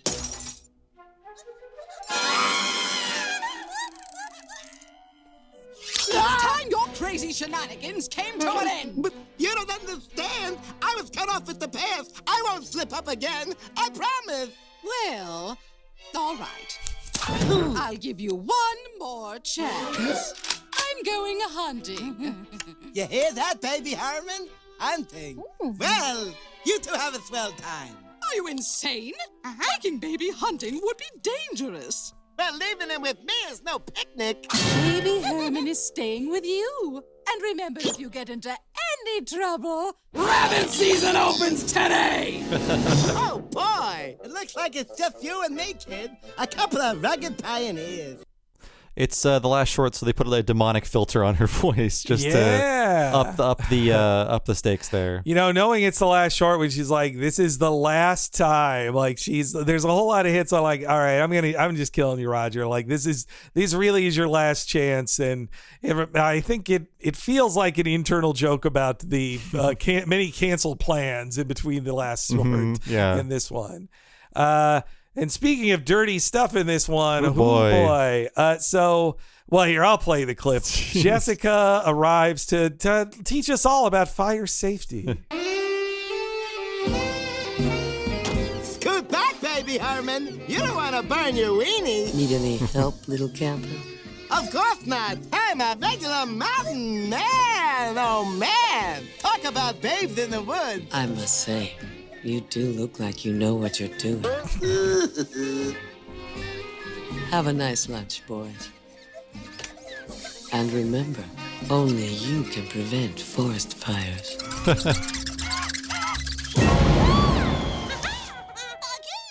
It's the first Roger is too horny shorts. Yeah, in these you know gags. what? This kind of sells out his innocence a little bit, where he's Yeah. like, "No, I actually this Roger finally is like, you know, in this post Ren and Stimpy world, he's just like, I want to fuck. Like I am really turned on by this woman." The wild take is great when he realizes who's standing in front of him. He like sees her ankle and then follows her leg up, and he's like, "Man, oh man!" The way his eyes widen as Yeah. he's looking up, and I mean. Yes, the posing of like him between her big wide legs and looking up at them, and the way she like her bosom heaves into the audience's like perspective. Yes, yeah. And they're having too much fun animating her walking away in these little shorts. Oh man, and her pose at the door, like I also chuckled at "Scoot back, baby Herman. You don't want to burn your weenie." Yes. But so I did find a little behind the scenes from this. One of the animators on this scene, Mark Kostler, this was him commenting on an article about horny Jessica Rabbit scenes, and he said he worked on this. He said in this comment that for Ranger Jessica, a couple Disney execs did not like the size of her boobs in some shots, so he cheated it a couple times of like, all right, he called it a breast reduction for a couple scenes of her, but he still drew her with bigger boobs in other angles. But another thing that they would not allow him to do, originally that design of her in a Ranger, there are pockets over her breasts, but those pockets don't have buttons.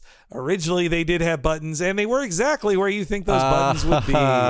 But that was a bridge too far for the Disney execs. What a gag that would have been.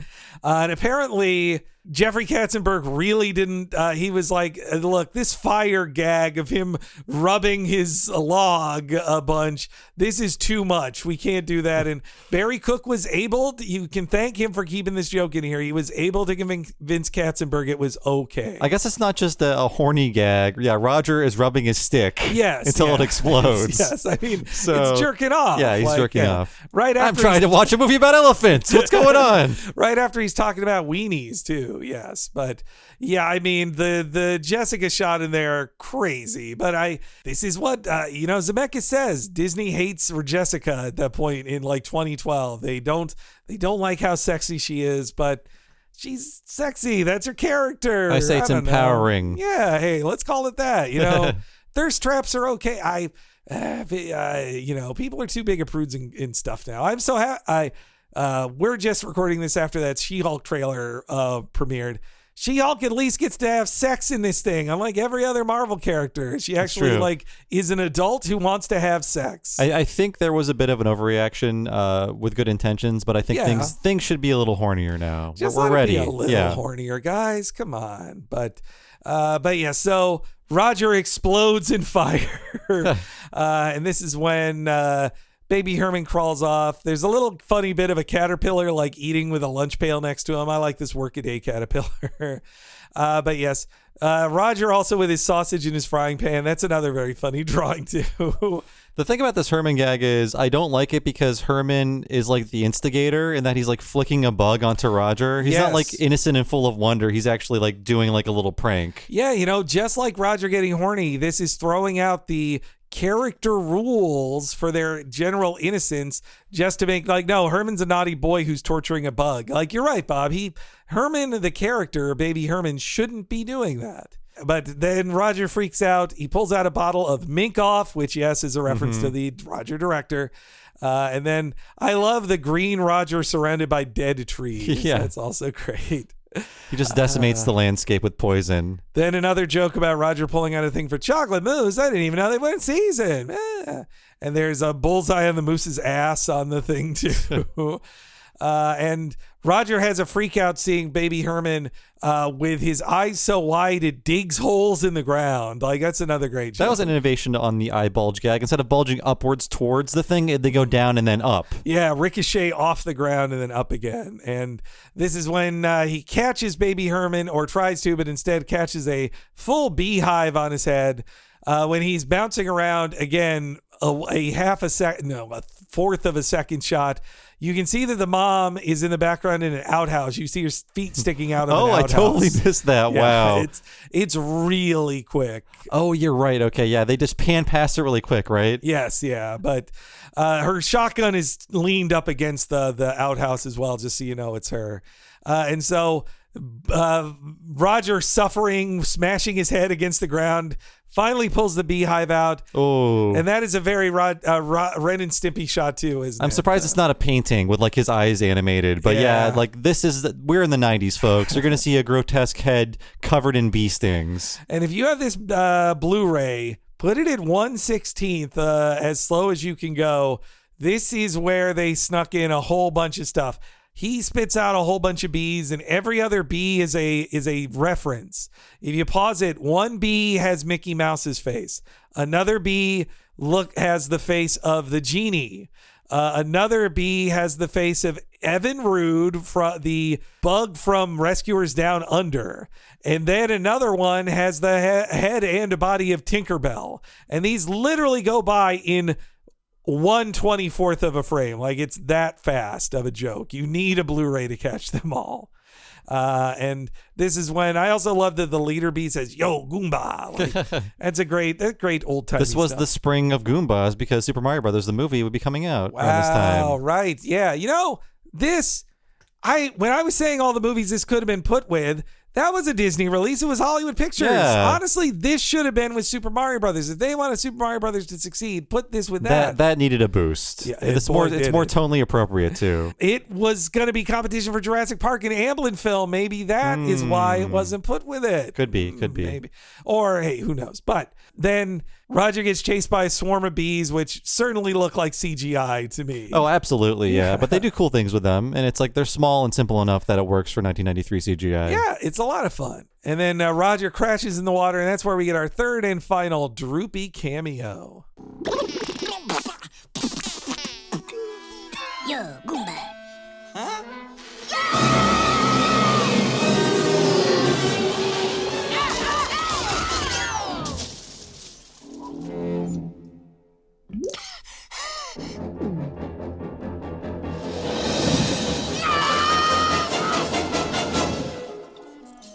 Gets him every time. If you pause when the polygonal swarm of bees is going after Roger, if you pause when they're coming towards the camera, they are like PS1 enemies. Oh, really?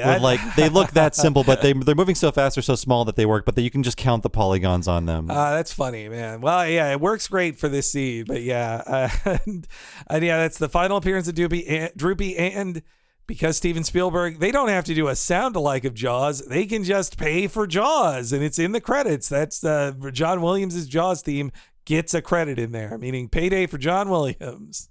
So he flies out of it, and again, it's another great gag. You hear the sound of a chainsaw. You think it's a woodsman, but it's instead, or a lumberjack. Instead, it's a wacky beaver. They're already expanding the cast as the series is coming to an end. This is like the Itchy and Scratchy and Friends. You're right, yeah. Cast. You know, this beaver and the bear absolutely look like Pat Ventura designs. Like, yeah. If you look at, what does Yucky Duck or Sledgehammer Opossum look like? Very similar to these guys. I forgot the bear is another character. They're really expanding the universe. But I love that they're just weird looking things with like just a tuft of hair and a giant nose, like impossible proportions. But, and speaking of great animation, needlessly, when Roger flies up the tree, like a dozen pine cones and leaves just all fly off of it. They're just like, they're really showing off here.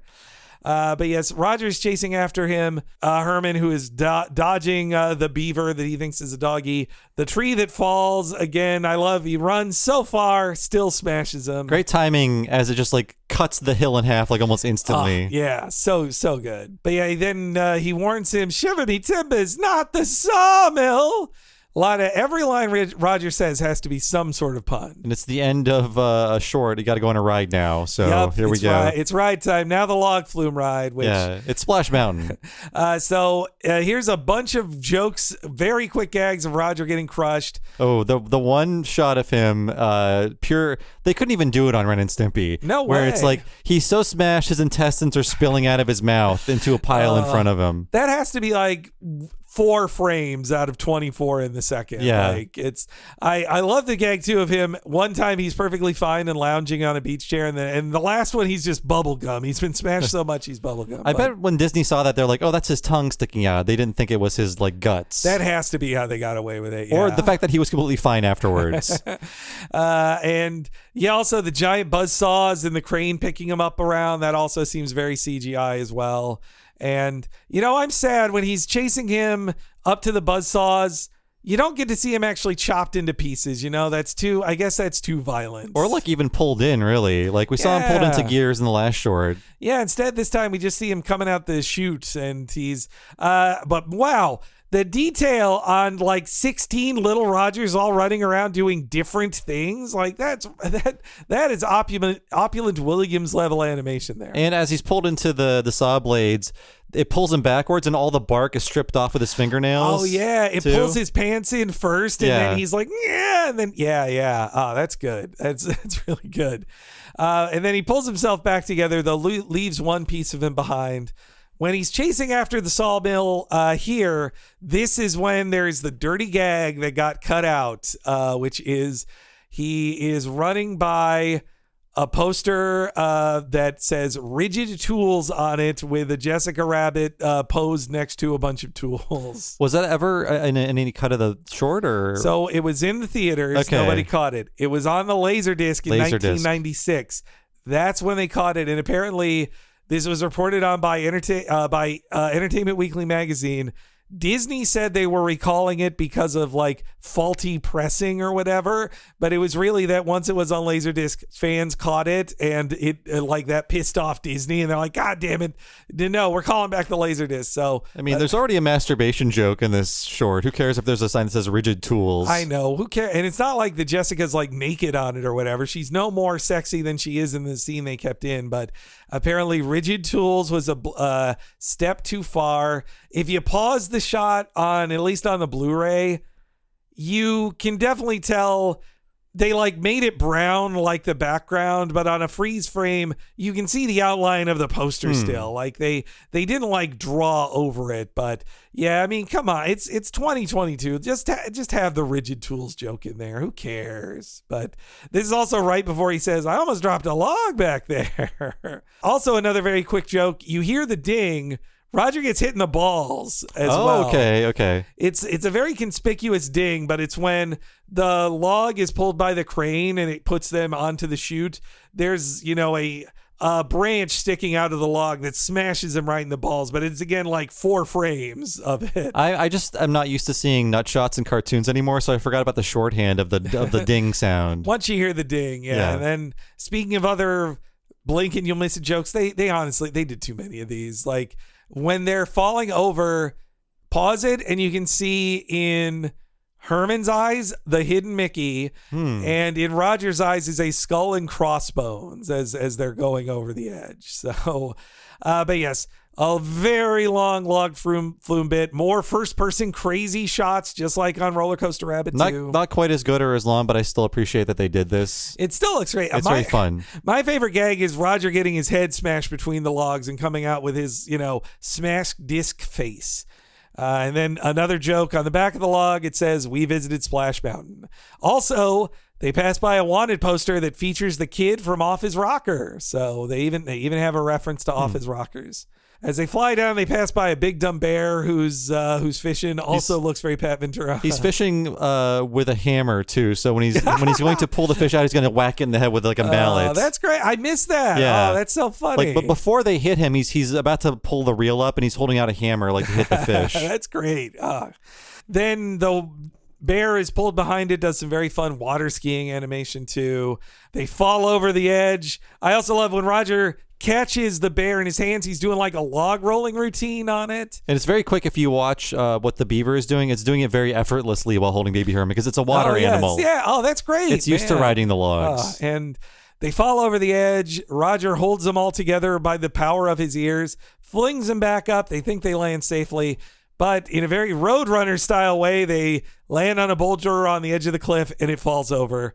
And so they're falling one more time and they smash into the old predictable geyser, a parody of Old Reliable. And you know what, man? If this was Zemeckis, that would have been a real geyser and a bunch of real water that flies out, but instead it's all cartoons when it cuts to the real world. It's weird. Like, I was trying to follow the logic of the filming of this short. I'm like, well, aren't they doing what they're supposed to? Yeah. What's the mistake here? Yeah, you're right. The mistake, all of this, I guess the mistake is that they put too much water in it and it exploded bigger than they thought. I don't know. Yeah, you're right. The conceit of cartoons are filmed starring tunes in the real world really gets lost in this one. I mean, also too, like you said, it's just silhouettes. They don't even film a real person. And there's no like actual set they built for this. Kind of a cheap out there, really. But still, hey, it's fun. One thing they didn't cheap out on though, the digital photo of when they're flying out of Burbank and when they fly over the Hollywood Hill, that's how you know it's Burbank. They start on the other side of the Hollywood Hill and then fly over it and pass over the Hollywood side. That's how you get to South Dakota. Yeah, you're right. They should be heading to Mexico, not South Dakota from flying from that angle. But as you can see on the highway sign, Raul is now the governor of South Dakota. He got out of cartoons and just got into politics, I guess. It's like Ronald Reagan. And you know what? What they didn't cheap out on was this is a real physical version of Mount Rushmore doing a wild take that they really blew up. That's great. The cut from the wild take to the model of the wild take is amazing. And I thought, like, I want to see this, but then I was like, oh, right, they blew it up. It exploded. Yeah. It was Bob Spurlock and his effects team did it in live action in a Disney California studio. So they really did do it. And yes, once they smash into it, well, it's a patriotic ending.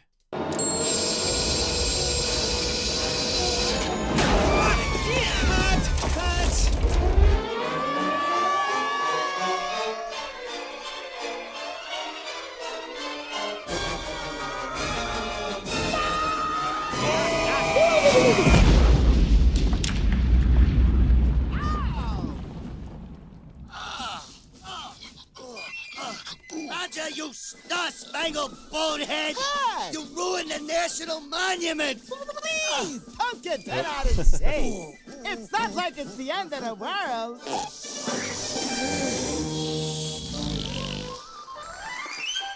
And so the world is dead in Roger Rabbit's world. No more Roger Rabbit. That feels like another Ren and Stimpy thing. Like, how many of those cartoons ended with them destroying the world or killing themselves? That's true. Or erasing all of existence. Yeah.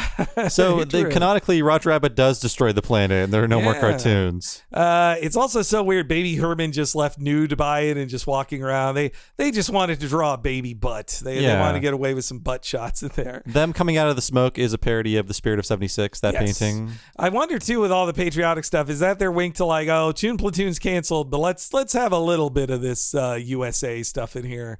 Also, I mean, Roger Rabbit's coloring design was meant to be red, white, and blue, so this is just them going all the way with it. But I also, if you, again, freeze frame it, you can see when Roger's eyes are right up on the screen, you can see the monument reflected in his eyes. They even go to that level of it. But yeah, it's a sad ending for the last Roger short that it just like, oh yeah, Earth is dead, and it's a big HD photograph of Earth that then just flies apart, which, you know, you can get an HD photograph of Earth a dime a dozen, but that actually was special in 93, and they have it in the credits, the people that got the HD shot of Earth as well. I could just go on Google Earth right now and just do that myself, but they couldn't do that 30 years ago. And man, the credits music, that's the one that reminds me of Pixar, of just like the do do do do do do do do do. It feels like Randy Newman, like boom, boom, boom, yes, boom, boom, boom. But then they fly by one last time, and then straight to the Amblin logo, and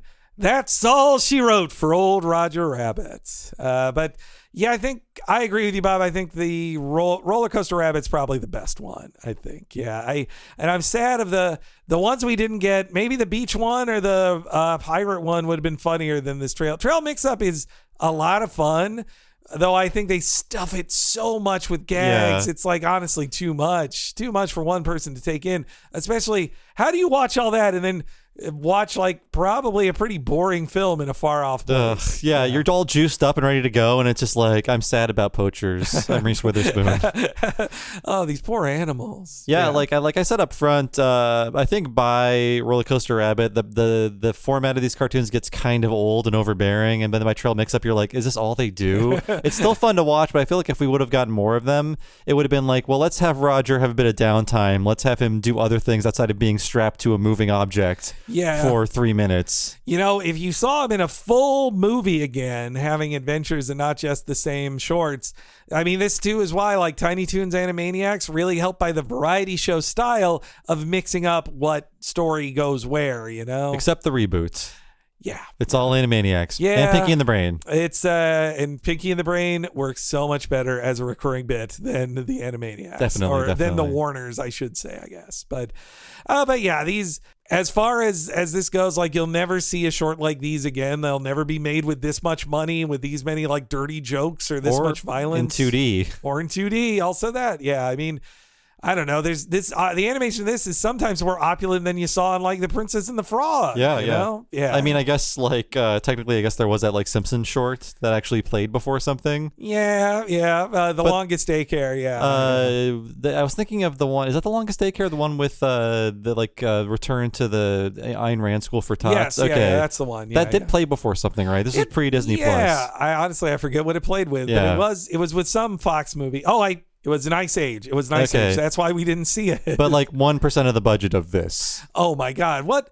I say it every time, but what would Dave Silverman do with this kind of budget? He'd do amazing things. Oh my God. With 1/5 of this budget, I bet I would bet every short he's done combined doesn't equal 1/5 of the budget of Trail Mix-Up alone. But them's the breaks in the world of animation. But now we spent about 8 hours of podcast talking about Roger Rabbit. Yeah, actually, I would say it's closer to 9. Yeah. But so there you go. That's everything to say about Roger Rabbit until they make something else new with him. And who knows if what they did in the Rescue Rangers thing. But we'll talk about it. We will, yes. But it was a whole lot of fun talking about Roger and finally tying off the last loose end of Roger Rabbit content. The book is now closed. So thanks for listening, everybody. If you want to hear more of us and get all these episodes 1 week ahead of time and ad-free, please go to patreon.com/TalkingSimpsons. Sign up there for $5 a month to get just that, but also access to everything behind the $5 paywall. That includes all of our limited miniseries, over 100 episodes to date, and you also get monthly access to our ongoing miniseries, Talking Futurama and Talking of the Hill, our ongoing podcast miniseries about Futurama and King of the Hill, only behind the $5 paywall, only at patreon.com/TalkingSimpsons, and there is a $10 level out there as well. When you sign up for that, you get access to all of the $5 stuff, but also access to one extremely long podcast a month just for patrons of that level or higher. And one of those podcasts is a 7-hour podcast about Roger Rabbit. Isn't that right, Henry? That's right, Bob. If you enjoyed all this Roger Rabbit talk, then you got to sign up at the $10 level at patreon.com/TalkingSimpsons to hear the What a Cartoon Movie podcast. If you go back a couple months, you can hear us go super deep into the original Who Framed Roger Rabbit, everything about it. It was one of our favorites, and certainly a deep dive. And also, if you sign up, you can hear this month's What a Cartoon Movie, Toy Story 3. We had a ton of fun talking about this interesting moment in Pixar's history. As well, this month, if you enjoy all this Disney talk, I bet you'll enjoy hearing us talk about 1989's The Little Mermaid as part of the start of our summer of the Disney Renaissance.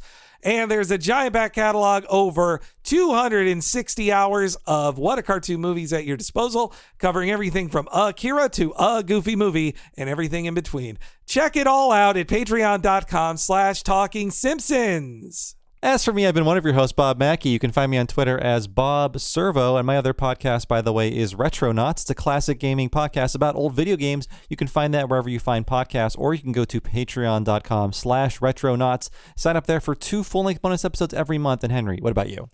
You can find me on Twitter at HENEREYG. I'm always tweeting up a storm, including about Roger Rabbit. And if you're following me and Bob, you really should be following the official Twitter account of this podcast at TalkSimpsonsPod. At TalkSimpsonsPod, we'll keep you up to date whenever we do new What a Cartoons with a miniseries, these Talking Simpsons podcast, new stuff on the Patreon. You stay up to date there at TalkSimpsonsPod. And if you're looking for an easy to follow list of all the free podcasts we've done for What a Cartoon, go to TalkingSimpsonsPodcast.com to explore that list there. Thank you so much for listening, folks. We'll see you again next time for our extended free preview of our What a Cartoon movie episode all about The Little Mermaid, and we'll see you then.